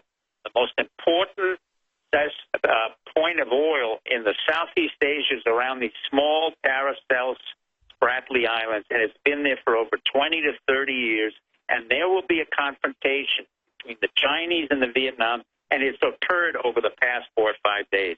I wrote about it 20 years ago. I predicted it would happen, and I will predict that China will keep pushing and pushing until it gets into a confrontation. All right, we're almost out of time. What do you think is going to end up happening in Ukraine? And what do you... Ukraine, well, Putin can only go so far. Putin is now hurting. We're hemorrhaging him economically. The ruble will go down. His bond rate rating went down to a junk bond. Basically, Putin is now the king of the junk bond. Ukraine is a dead asset. There will be no value to us in terms of going to war or doing anything in the Ukraine. There will be no civil war. Crimea does belong to the Russia. It fought for it, lost over 1 million men in the Crimean War, lost 300,000 in battle. The British lost 100. The Turks lost 100,000, but it belongs to Russia. The rest of Ukraine, he can have because it's a $15 billion dead asset. There's no money available. The Ukrainians have not developed anything, and they will have to make their own determination. The West Ukraine government is totally useless, and Victoria Nuland can be the one who should be indicted for creating agitation propaganda, as well as John. I can't believe exactly. I can't believe that they openly give speeches saying they've spent $5 billion to overthrow the country, and I can't believe they talk on telephones not knowing the Russians are recording it. What is? I mean, they literally act like idiots. Well, not only idiots. That's called agitation propaganda. That's why the CIA, which I think she really works for, and John Kerry, whose father worked for the CIA, I think he's nothing more than a tactical kind of, I think, moron. Oh, you think they knew the Russians were listening and put it out? Yes, of course they did. Alex, you know exactly. When she said, fuck you to the European Union, she basically knew that she wanted it picked up because they're not naive. We monitor, not I, but they monitor, the NSA monitors, the Russians monitor, everybody monitors, and she did that purposely as part of agitation propaganda. It's a stupid tactic. It was a stupid strategy, and now we're paying a heavy price. But I agree with you. Putin doesn't want the rest of it because there's no assets there. No assets. It's a $15 billion dead asset. He can't do anything with it. He doesn't really want it. But Soros wants it to say, oh, look, Europe's all screwed up. Give us trillions more as a banker bailout cover. Dr. Steve Pieczenik, I really enjoyed you coming on. StevePieczenik.com. The new book that you co-authored or developed with Tom Clancy is coming out of the ashes, and we'll have you back again soon. I really appreciate you coming on the broadcast. Thank everybody. Thank you always, Alex. Thank you so much. I appreciate you joining us. Okay, he's gone. That was a pretty straight-up interview he just gave us. I agree with pretty much everything he said from the perspective of the establishment. But what he's saying is really true. The New World Order is like a bunch of corporate interests getting away with everything. They have diplomatic immunity and are above the law and don't get taxed, and then avoid taxation, and then lobby to have people that stay here's taxes raised. That will destroy the country. They don't care about stability. They don't care about their kids. Nothing. You people are out of control. I mean, it's crazy to realize that there's a New World Order computerized grid and a surveillance system, but it's all a bunch of crooks dialing into it, just running around looting. It's crazy town. It's like the globalists run the New World Order, but they're like German barbarians looting Rome. And I don't even like Rome, but I live here, and they're running around looting everything. Where are they going to go once the whole thing burns down? We should try to fix it, back out of it, have a moral society. Not burn it all to the ground, running around stealing everything, and teaching kids 2 + 2 = 5, because you're a bunch of social eugenicists that hate it. It's crazy town, folks, is what it is. It really is crazy town. And all I want is stability and to have a future, and you people want to wreck everything. I'm talking to the establishment. You're nuts. And I'll say the average military person's awake. That's good. But the general staff are a bunch of scum. And they'll sell out to anybody, just like the Vichy French. Please support this broadcast. Spread the word about it. Tell your friends and family about it. Buy the books, the videos, the T-shirts, all of it at InfoWarsStore.com to help fund our operation to continue it and expand it. Thank you all for your support. Third hour coming up. I'll give the number out, a bunch of calls, a ton of news, covering the waterfront, straight ahead, hour number 3. All right, I want your take on the fact that it's just a public secret that Boko Haram is a CIA globalist front. So here's Hillary that protected him and didn't put him on a terror watch list or a terror designation to stop money getting to him. It's set up right when Obama gets in office as part of destabilizing Africa. What is your take on that? And we'll take a lot of your phone calls. I'd like to hear from military, especially that's been in AFRICOM and seen any of this. But you're compartmentalized, I know, but now you can see the big picture. You probably already saw it. If you saw the Obama deception out 6 years ago, it all came true. 800-259-9231. That film, free online. You can also buy the DVD to have a higher quality copy and that can't be censored. It's got 14 million views on one channel, 5 million on another, 8 million on another. Before Google took it down, he was on Google Video 6 years ago. They still had that. It had more than 30 million views just on that one channel. So I haven't done the math. 60 million views? I don't know. You can buy the DVD at InfoWarsStore.com just to have it in your collection. That's good because they take the web down. You watch it and people keep saying, this film's better now and more important than it was 6 years ago. Came out in 2009 in March because all of it came true. And that's why I haven't released Obama Deception 2 as an update. I don't want to say it's become obsolete because I've taken 3 years to make it, but it's just always evolving and I just don't know what to do. There's so much. I just can't put out crap. And it's not crap. It's just that I want to put out something really good. But I'm just so busy, I don't have time to film make, and I just don't know what to do. Because we've got a great film already, but I want to update it and add a bunch of stuff. It's just crazy. It's all just crazy. But think about freedom. That I could make a film, that InfoWars could make a film that's been seen more than 55 million times that I know of. 55 million times. 55 million. Most people, I don't think, watched it twice. So let's say it's been seen by 30 million people. That scares the establishment. And I was watching MSNBC and CNN this morning on an elliptical. I was reading the text. I wasn't listening to it. And it was just, I recognize all these former White House people were the host and the guest. And it's all about how they want to be movie stars and narcissists. And they love being on air. But no one's watching them. It's little pinhead, grimy nobodies full of baloney with no honor that no one wants to follow.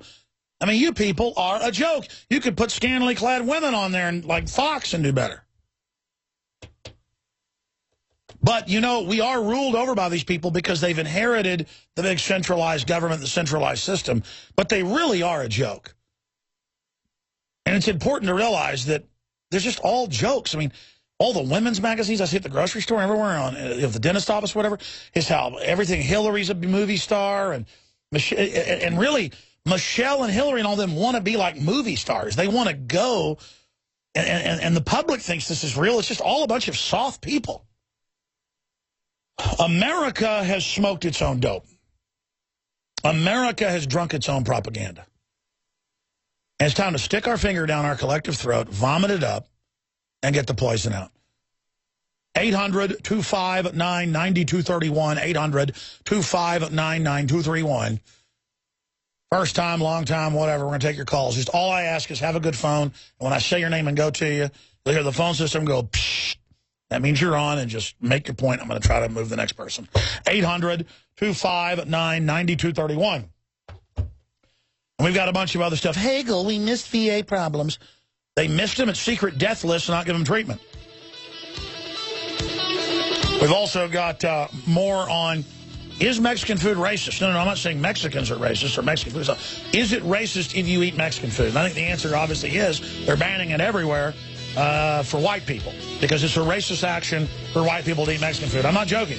All you can eat taco bars deemed offensive face campus extinction. We'll be back. That sounds like a free country, huh? Nuclear drills follow massive Russian war games last week. Referendum results in Luhansk and other regions show landslide support for self-rule. What does the U.S. government want in Ukraine? Well, it's not the U.S. government. It's the globalists sock puppeting our nation towards destabilization and war. Here's some of the breaking news up on Infowars.com and PrisonPlanet.com. Very important article. Greenwald's come out and says NSA intercepts computer hardware and fits it with surveillance equipment. Yeah, you could have heard that on my show in 1996. We documented with engineers that when the hardware is being shipped, it's being added in, or they pay them to do it at the factories, or they now have it where they can energize the chips, even when your computer's not plugged into a wall or on, and steal the data out of the capacitors that turn the computer on. Did you hear what I just said? We're breaking all of this. But now Greenwald, why, he's telling us because he has Snowden.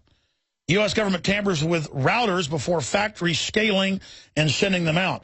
In fact, I should get Buckley Hammond in here, my cousin, who worked at a major silicon chip maker back when we were both in college and then out of it. And he described these guys would come in with guns and everything and watch them with the bunny suits when they would make secret chips. And they didn't even know what the chips were. They were having them add stuff, you name it. I mean, this is just such a joke. But, oh, there's no illegal spying going on. It's just routed into everything. So there's the new article up on Infowars.com. Indiana gets new military helicopters for Homeland Security missions, close quote. The Lakotas, manufactured by Airbus Group, will also aid state and local federal law enforcement agencies in case of an emergency. The UH-72 Lakota. There's unlimited helicopters and unlimited money. Again, you've got to pay higher taxes or you're mean and hateful and racist, but they will take your house if you don't pay the taxes. But stealing from people, that's good. Boko Haram, the IMF and the globalist designs on Nigeria. Very important article by Kurt Nimmo. That's up on Infowars.com. And an extremely important article that we've tweeted out at Real Alex Jones, and I hope everyone gets and passes on to friends and family and media sources, you name it, is that Mexico, of all places, the citizens have gotten guns out of the U.S., not the ones that Obama shipped down there to trace back and blame drug violence on the Second Amendment, but guns that Mexicans got, mainly deer rifles, you name it, to protect themselves against the drug cartels. Even the AP had to admit in an article we covered yesterday, and it's in this article, that crime rates have dropped, order's been restored, the people are being hailed and are getting support rising for them. And none of it will be perfect, but it just shows arming the general public's the way to go. It's linked in red. The headline is 1776 worldwide, the Second Amendment comes to Mexico. Mexican citizens defy gun ban in order to defend themselves against violent criminals. And then there is the edited, trimmed down for brevity, first 45 minutes of the show down to 18 minutes. Mexico planning to legalize guns, and they're moving towards, okay, you can have guns, because the people just legally used them and did whatever they wanted. And without compliance, government can do nothing. It's kind of like the illegals here in the U.S. They've always just done whatever they want. So the government just goes ahead now and just tries to make them voters and lets them do whatever they want. Meanwhile, U.S. citizens, I don't care if you're black, white, Hispanic, comply with everything. We're known as big, fat, stupid chumps. It is time to stop complying when government is out of line. That's what jury nullification is. You judge the facts and the law. I mean, look, if somebody rapes and kills a guy's daughter, and that's the time to kill fiction is based on real accounts of composite of things that happened. Somebody rapes and kills your daughter or whatever, and they let the guy off that did it, and you saw him do it, and they did it, kill him. I mean, that's the precept, that's the idea. And then the jury now sees a dad in the docks there about to be given prison time for killing somebody that raped and killed their daughter. The jury says not guilty. Crime of passion. We are the boss. We are the people. Our will, not the establishment. We will have guns. We will have private property. Our children are ours. We're sick of it. But we've been taught to let everything else tell us what to do, so we don't know how to navigate the world like domesticated animals that don't know how to find food. We have to have the animating contest of liberty. So please get that article off of Infowars.com and get it out to your friends, your family, everybody. Danish police have confirmed the Marriott Hotel is the site of the Bilderberg 2014. We're going to have David Knight, Josh Owens, and Paul Joseph Watson. They're reporting. Watson's already in contact with the Danish police. DHS emails reveal U.S. may have terrorist hands-off list. That's such a big article by Judicial Watch. Of course they have terrorists they're told not to mess with. Any real terrorist group, those are gold. You need them to attack stuff so you can take America's rights and build an army you claims for al-Qaeda, but it's really for the American people. And then again, Bill Maher shocks, says Islam is the problem. Doesn't point out Obama and the globalists are running in radical Islam. Now, I said I want to take your calls on Ukraine, Africa, military-industrial complex, terrorism, the VA situation, whatever you want to talk about, 800-259-9231.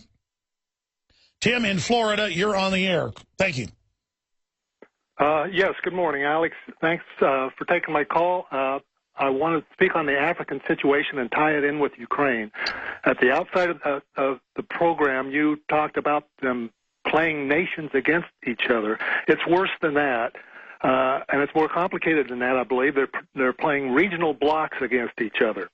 In Africa, there was an article just last Friday in an all-Africa website, ECOWAS, it's the Economic Community of West African States, to adopt new framework to combat terror. And it says... No, I mean, that's it. You bring in the terrorists as a way to create the regional globalist AFRICOM control systems. No, exactly. Exactly, and that is a sub-region of the African Union. Now, as far as Ukraine is concerned, Alex, I've made the video Blockheads that was a finalist in your video contest last year. That wasn't a technological masterpiece, but I want to thank you for that contest because it allowed me to motivate me to assemble some facts that make me conclude that this region building is what they're up to. I know... I wish sometime you could re-examine Henry Kissinger's famous or infamous New York Times op-ed from 2009, The Chance for a New World Order. Oh, yeah. In that article, Kissinger wrote that this order would come about in either one of two ways. Either the world would accept what he called an international political regulatory system, or by constructing the size of the political jurisdictions in more manageable regional units, which he said would likely be brought about in a new mercantilism of competing regional units. Alex, I know you're a student of history, and you know that... They use mercantilism to only let you produce certain things, so you're dependent on the other group to give you the others, then the globalists manage that as a referee. That's the global control over the modern mercantile system. And I've called the New World Order the modern mercantile system, where only licensed, authorized groups can be involved in commerce. Everyone else is controlled by taxes. America was under mercantilism. That's what George Washington hated. And yes, Gaddafi was giving the oil wealth. I'm not romanticizing him, but compared to these guys, he was a good guy at the end. He was actually trying to create a real African Union to actually help Africa. And that was not going to be allowed. So this is part of the destabilization where they bring in the different forces. You're absolutely correct. The key to that is what mercantilism did. The main characteristic of mercantilism was a consolidation of central control within each empire in order to counter the perceived threats or the conceived threats from the other empires. And that's exactly what they're doing in order to form these regions. Exactly. Today. Russia is the new enemy, China. Oh, we've got to do it. And then they all form as mercantile using the other threat, basing the economy around conflict instead of around shared human values. Exactly. Alex, if I could, offline or whatever, I'd like to perhaps send a one-page analysis of this, what I've been working on for you. I also made a 4-minute update to that Blockheads, a little better quality. I redid Blockheads, by the way, a little better sound thing. I'd appreciate it if I could get... Sure. What's the exact headline on YouTube so we can pull up your Blockheads video? Okay, the new one is called Kissinger, World Order and the New Cold War. Kissinger, World Order, and the New Cold War. And what was the original Blockhead called? Full headline. Blockheads, Builders of the New World Order. Blockheads, Builders of the New World Order. Absolutely. When you read Kissinger's writings, when you read Brzezinski's, it's all public. I mean, like I keep saying, the White House science czar wrote a book the year I was born saying we're going to put fluoride in the water to brain damage people. I mean, it's not my opinion. Eco-science. I mean... What is it like for you, who's a smart guy, so you spend time researching it? You know this is real. I mean, it's just crazy to watch them doing this. Well, it's just the same as you, Alex, trying to tell people this, and they deny it but won't look at the material. And I think that's probably the most frustrating of all. It is. Thank you, Tim. I appreciate your call. You know, people want to write articles for us as long as there's not individual names of small people that we can't prove have done something. You know, we know when a writer sends us something that's got good research, good info, and that doesn't have slander or libel in it. People should all submit articles or blurbs. A good place to do it is through planetinfowars.com, and then we'll look at those articles, send them on to us, and we can link to that and post it. But just send articles people write to showtips@infowars.com. If you write for other websites out there, send us your stuff. Tell us if you want us to republish it. You know, send us your ideas. And don't feel bad if we don't post it all. Sometimes we don't see it all. But show tips at Infowars.com, writers at Infowars.com. Those are places to email us. Now I want to come back. Zach, John, Nick, Miles, and many others. Your calls are coming up. 800-259-9231. Common Core opponents slammed as extremists. That's the new thing, that you're basically terrorists. If you don't like 2 + 2 = 5, of course. I mean, O'Brien tortured Winston in 1984 because he thought it was meant 4. Harvard petition opposes sacred black mass. We're going to get into that. And a bunch of other clips. Schumer attacks the First Amendment. Senator Schumer, he talks about a new First Amendment where you keep your mouth shut because he's liberal. That's why he wants to take your rights away, because that's liberal. Let's go ahead and talk to Zach in Wisconsin. You're on the air. Thanks for calling. Hey, Alex. I just wanted to talk about how the military-industrial complex and these big bankers will go and overthrow a country's government. That's a little bit corrupt, you know, not perfect. And they'll promise equality and welfare. Well, it's kind of friendly, though, when they blow up your country and put Al-Qaeda in to sexually mutilate women and put bags on their heads. I mean, come on. Don't be racist, sir.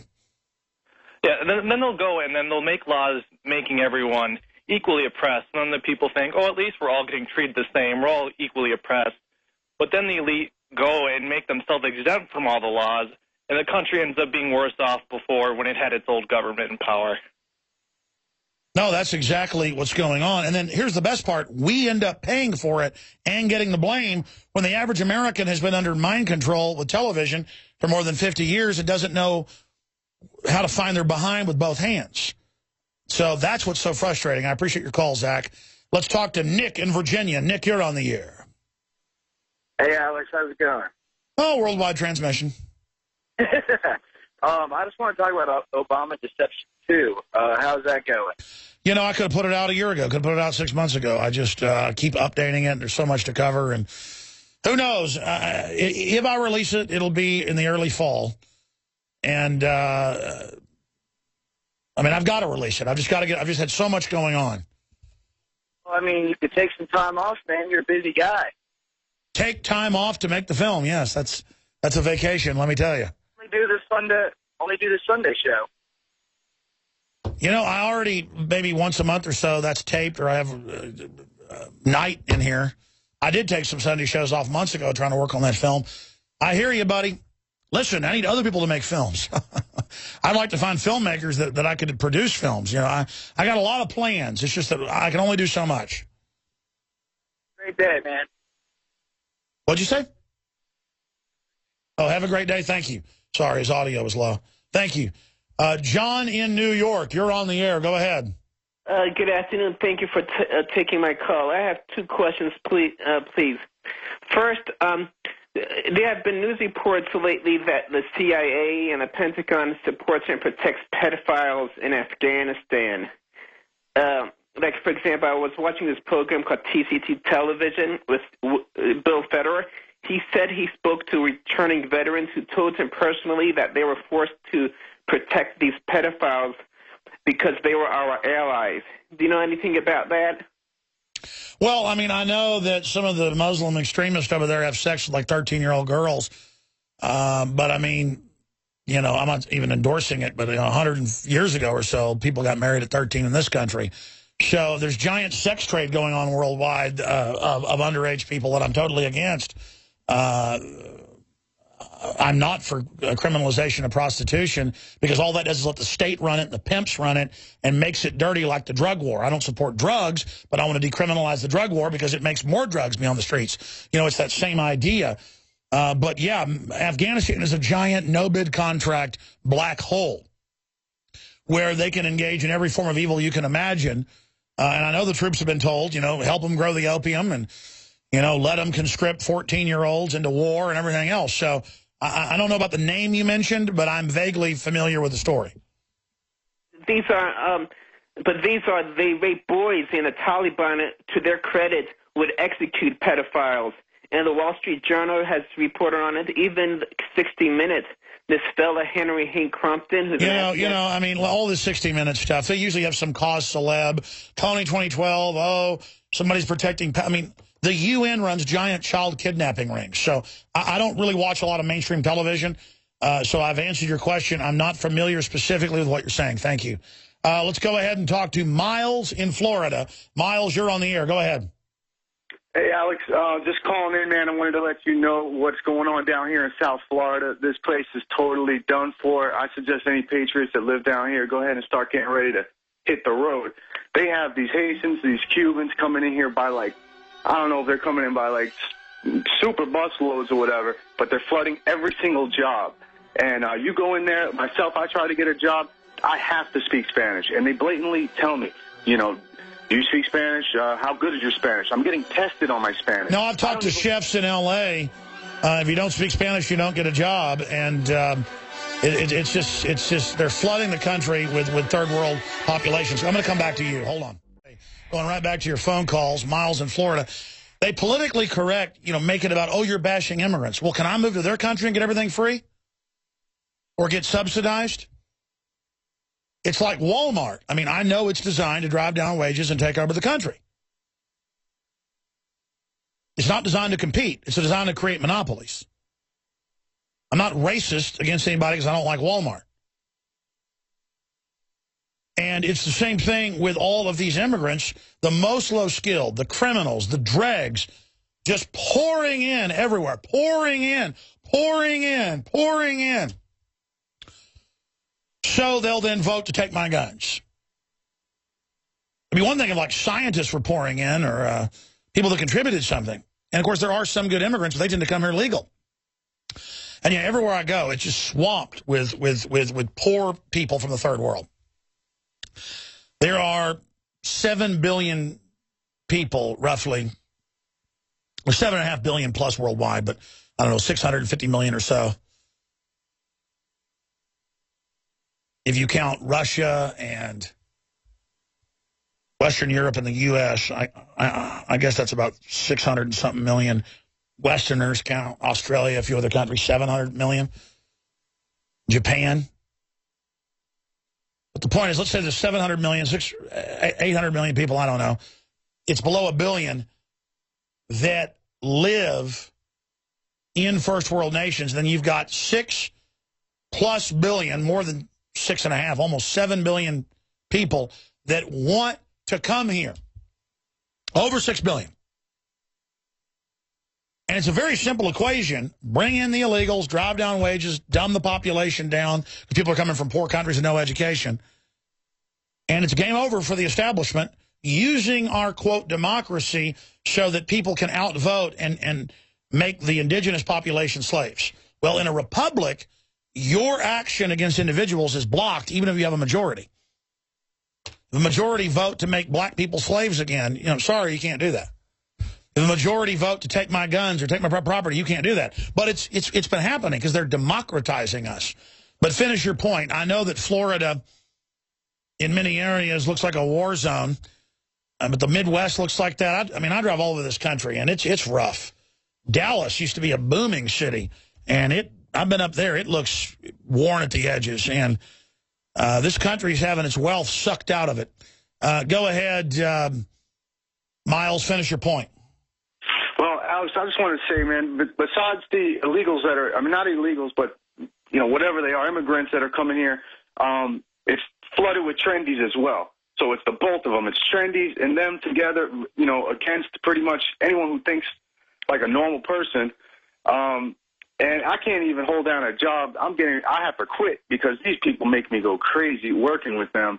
What they'll do, they'll pretty much do anything for $1. All they want is overtime. They don't care about their hourly wage going up or anything. They just want overtime. They want to work 60, 70 hours. The more, the better. They don't need to go home. They'll sleep in their car. So it's crazy down here. I started a YouTube channel like you said to do, and I started putting out videos talking about it.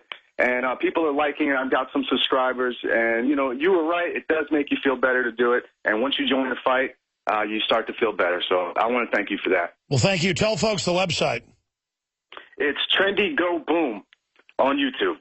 Thank you. I appreciate your call. And, folks, you're not trendy if you like to wear a fedora or you got earrings or tattoos. You know, if that's your style, great. Some of it looks good, you know, out there. The point is, it's like trendies then accept whatever the media is saying and think they are the boss and think they know everything and think you're weird if you're wearing a polo shirt because that's what you like. I mean, trendies will actually say, haha, look, that guy's wearing topsiders and prep shorts. And well, that's what I like to wear. I mean, they're comfortable shoes. It's the summer. And I like wearing a shirt I can just grab off the rack, primary color, throw it on, not think about it. I don't think about styling my hair. I brush my teeth. I comb my hair, 20 seconds of combing my hair. I'm done. See, I'm about what I believe and what I stand for and who I am, not what I look like necessarily. I mean, I guarantee you, folks, if I put a Misfits shirt on and, you know, wore like black jeans and like ran around and acted trendy, I mean, it would be like women running around throwing themselves at me. That's how the society works. It shouldn't be what you're wearing. By the way, I happen to like the Misfits, some of their songs. I think it's great music. I just don't wear the T-shirt. That's what I'm trying to get at here. Or like two socks aren't the same color. Or have my hair all bozoed out. And then they have no content. There's nobody there. If you look weird and then you're smart and cool, that's fine with me then. Because I'm not offended by how you look. It's not shocking to me that you look different. It's that it means, oh, this person may be completely hollow and a fake intellectual. Oh, no, not that. Okay, let's go ahead and talk to Bob in Michigan. Bob, you're on the air. I mean, before I go to Bob, I've known people that go like, hey, Alex, you know, you're not cool. You're not like a rock and roll punk rocker or something, you know, because you don't dress like that. It's just like you're looking at these people. All they have is the possession of how they look. You know what I have? I have the fact that I'm honorable. I study the world. I know how things work. See what I'm saying?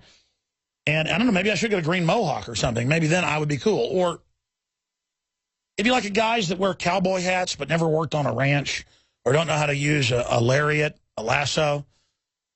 I mean, I know how to do a little bit of that stuff, but I wouldn't even call myself a bad cowboy. And then you see these guys that are all hat and no cattle. It's kind of the same thing. It's like dress up.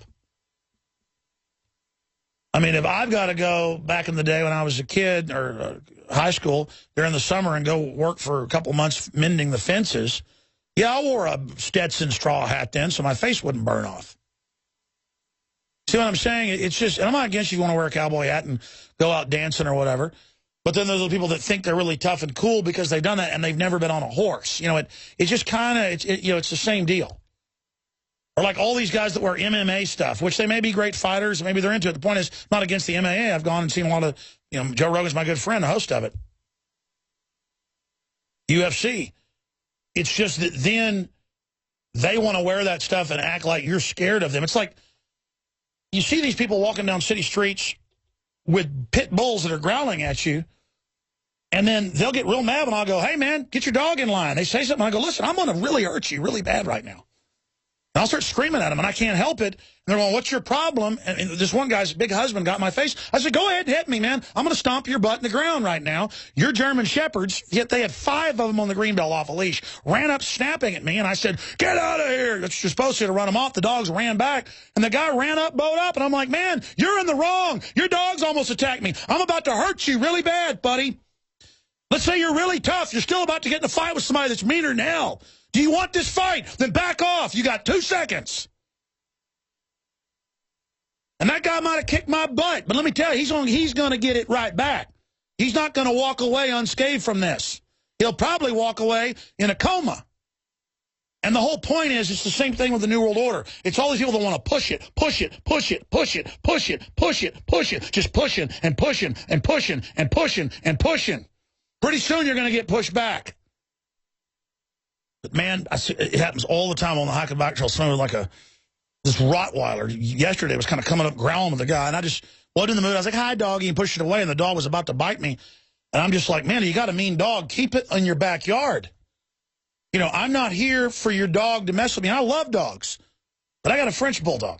Because, see, I'm not looking to act tough because I got a mean dog. I don't own a junkyard I'm trying to guard, or I'm ranting and I apologize. I just shouldn't go off and digress. I start flashing back people on their damn dogs, and it's the exact same thing. They want... it doesn't matter. Anyways, Bob in Michigan, go ahead. Hey, Alex. Hey, buddy. The Georgia Guidestones is in 8 languages. With all those immigrants, couldn't you get somebody to speak in those 8 languages? Say in the city, and also the 16 questions for Newtown. Yeah, I have. Is there an article or something? Because I'm trying to make exactly where you're going with the question. Well, they were put up in 1970, the Georgia Guidestones. Yeah, we've sent our crews there twice, and it's in a bunch of languages, but it's in English, so we know what it says. But, I mean, what are you saying? We could, like, get people there and like, do a video where people say in Japanese or whatever? Yeah, in 8 languages, yeah. And then that way we inform others. I see what you're saying. And then, the 16 questions for Newtown, Well, now what is that? I don't know what that is. How big, the guy called you a couple of weeks ago on your Sunday show? Oh, the investigator, his questions, yes. And he was on our nightly news last week as well, yes. Oh, good. All right, thank you so much. Great points, Bob. Great questions or things that you raise. I'm not omnipresent. People call up and, and like say something, and you explain to me what you're saying. Common side effects is the name of this person from Hawaii. You're on the air. Go ahead. Hey, go ahead. Yeah, I just want first to say that I appreciate your show, and I'm a subscriber, and I like the pollen burst a lot. Thank you. And yeah, it's really awesome. For sure, I don't agree with everything you say, but man, what a world if we agree with everything that everybody said. It would just be ridiculous. Well, if 10% of what I'm saying is true, we're in crazy town. And believe me, most of what I'm saying is true.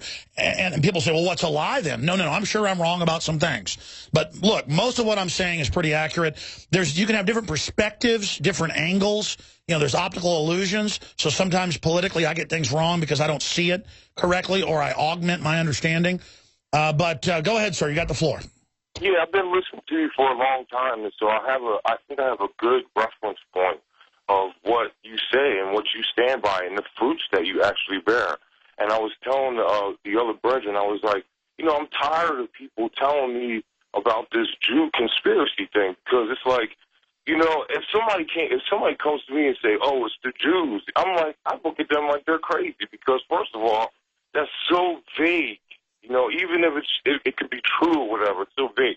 So I'm like, look, man, this man calls out the Rothschilds every time, and he calls out the other perpetrators of these crimes. So how can you sit there and tell me that he is, holding this conspiracy for the Jews? And don't you understand how this man is like the tip of the spear in the alternative media? He can't just come out and say stupid stuff like that, So and there's like a lot of stuff that I don't agree with you about, but to you come off like a real person to me. And right now, I know how you speak upon the sincerity of people, and you come off real. And that's well, thank you, sir. So do you. Look, all I'm trying to do is get people thinking, but I'm trying to bring people together so I don't make it and say evil comes from white people or evil comes from black people or evil comes from Asians or evil comes from Jews or evil comes from Christians or the evil comes from the Muslims. I mean, that's what Bill Maher said. He said the evil really is the Muslims. They really are the problem. And my whole issue, meanwhile, the CIA is openly running the very group he's talking about. And so they're trying to make Islam like that. The point is that I'm not defending it either because I'm not a Muslim. The point is that clearly there's a lot of powerful people that have come out of the Jewish faith, the Jewish genetic system, whatever you want to call it.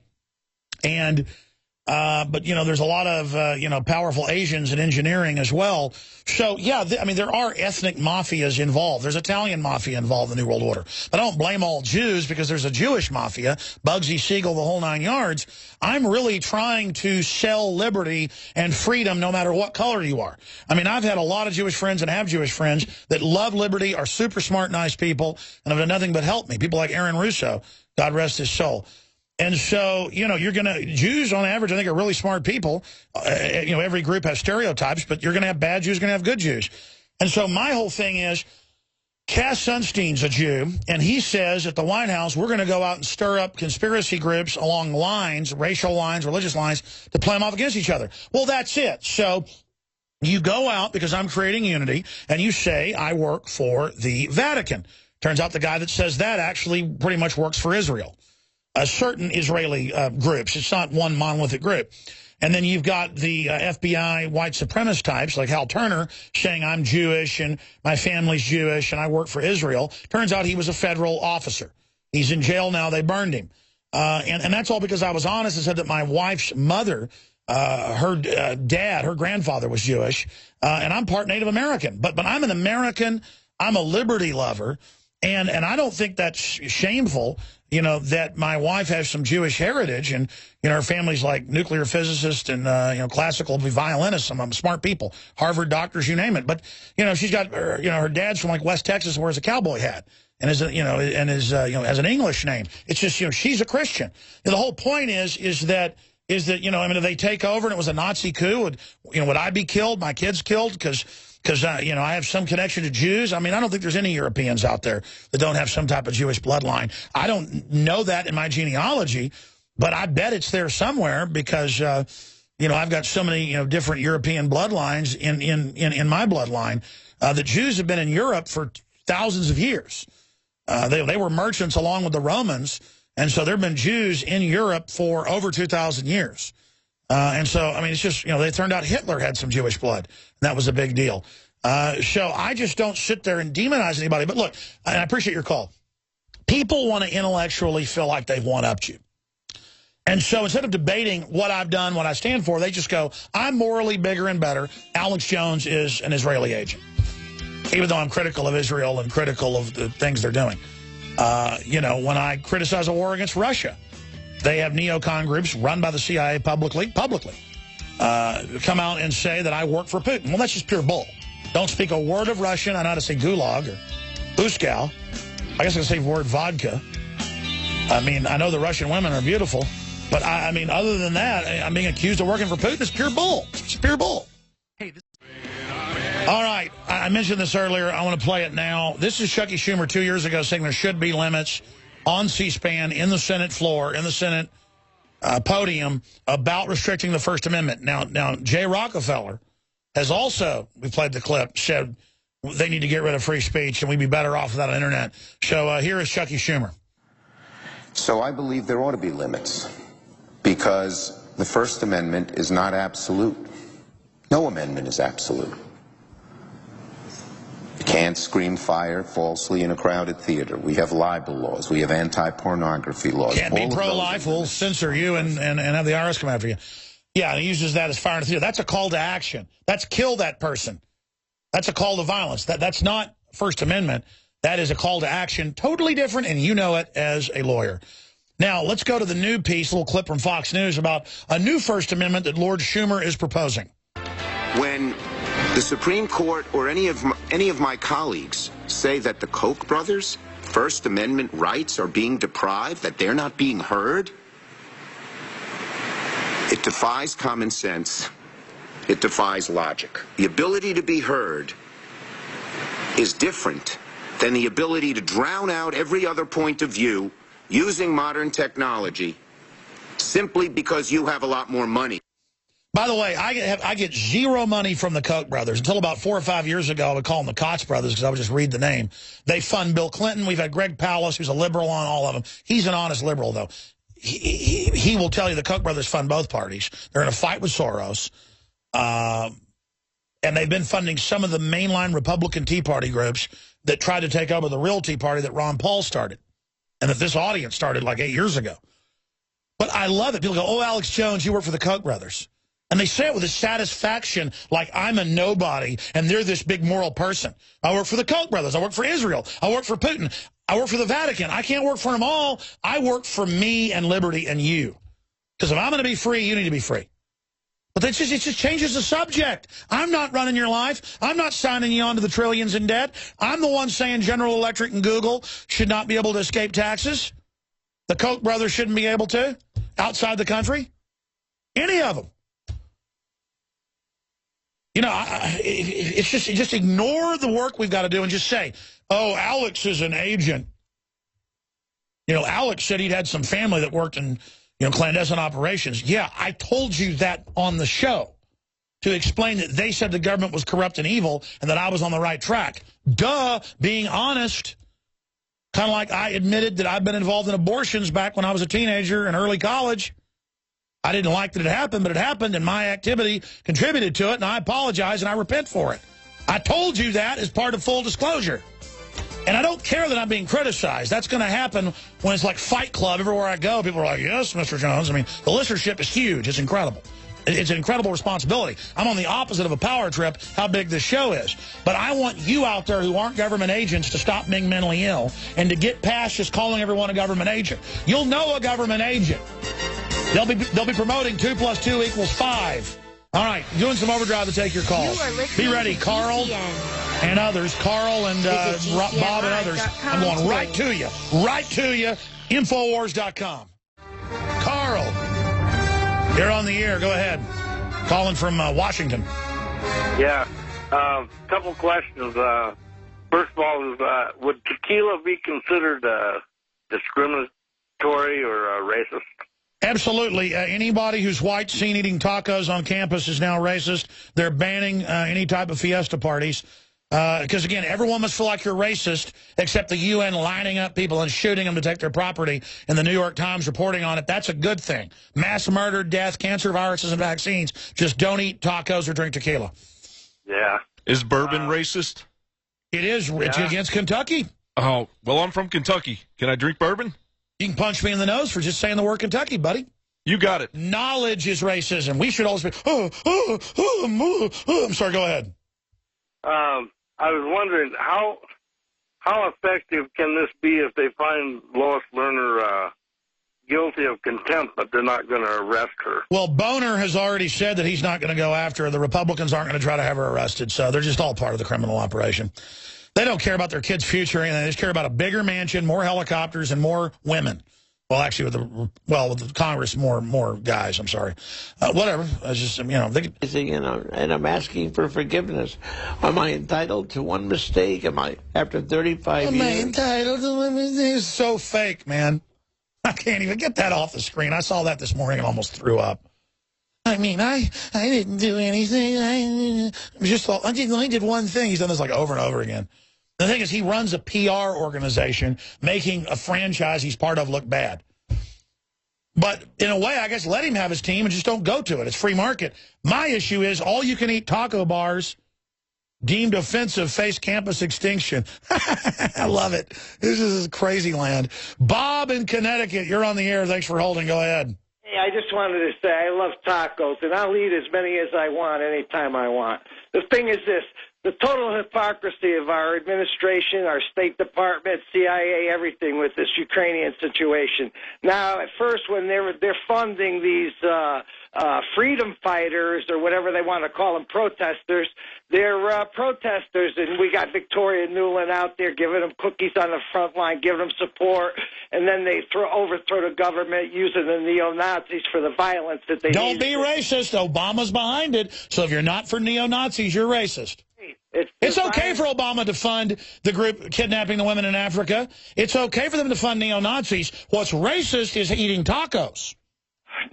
Listen, but the total hypocrisy of them. Now, these people in the eastern Ukraine are predominantly Russian speakers. Now, they want to bail out from this illegal coup that took place in Kiev. But now everybody's going to call them terrorists. Oh, they've been calling them terrorists and Nazis when they're the opposite group. Yeah, but I understand that. But how can our State Department and the administration deal with the hypocrisy? Have they no shame because they go ahead? No. They think we're totally stupid. It's 2 + 2 = 5. I mean, and again, everyone's running around going, I better not have tacos, I'm racist, to think that's the new, to make us all feel guilty, while meanwhile they're funding neo-Nazis. It's just insane. James in California, last caller. Sorry to BJ and Blake. Go ahead, James. Yes. Hi, Alex. Hey. What do you know about synthetic artificial telepathy? I mean... Yes, synthetic artificial telepathy is what the Internet can do, predicting human activities almost 100% of the time. I mean, look at how Amazon can predict what you're going to order before you order it. Yeah, well, I happen to know some people in Minneapolis that I've known for 30-some years, and one of them used to be a police officer before he retired, and he somehow acquired this device from somebody else he knew in police force, and they've been using this on people for years. Well, do me a favor. I mean, it was like a high-tech divining rod or something. Do me a favor. Send me a letter or send me an email with more details. I'm sorry, out of time. I'll look up synthetic telepathy device. 7 o'clock tonight, the news. It's hardcore, hard-hitting. Help spread the word. PrisonPlanet.tv.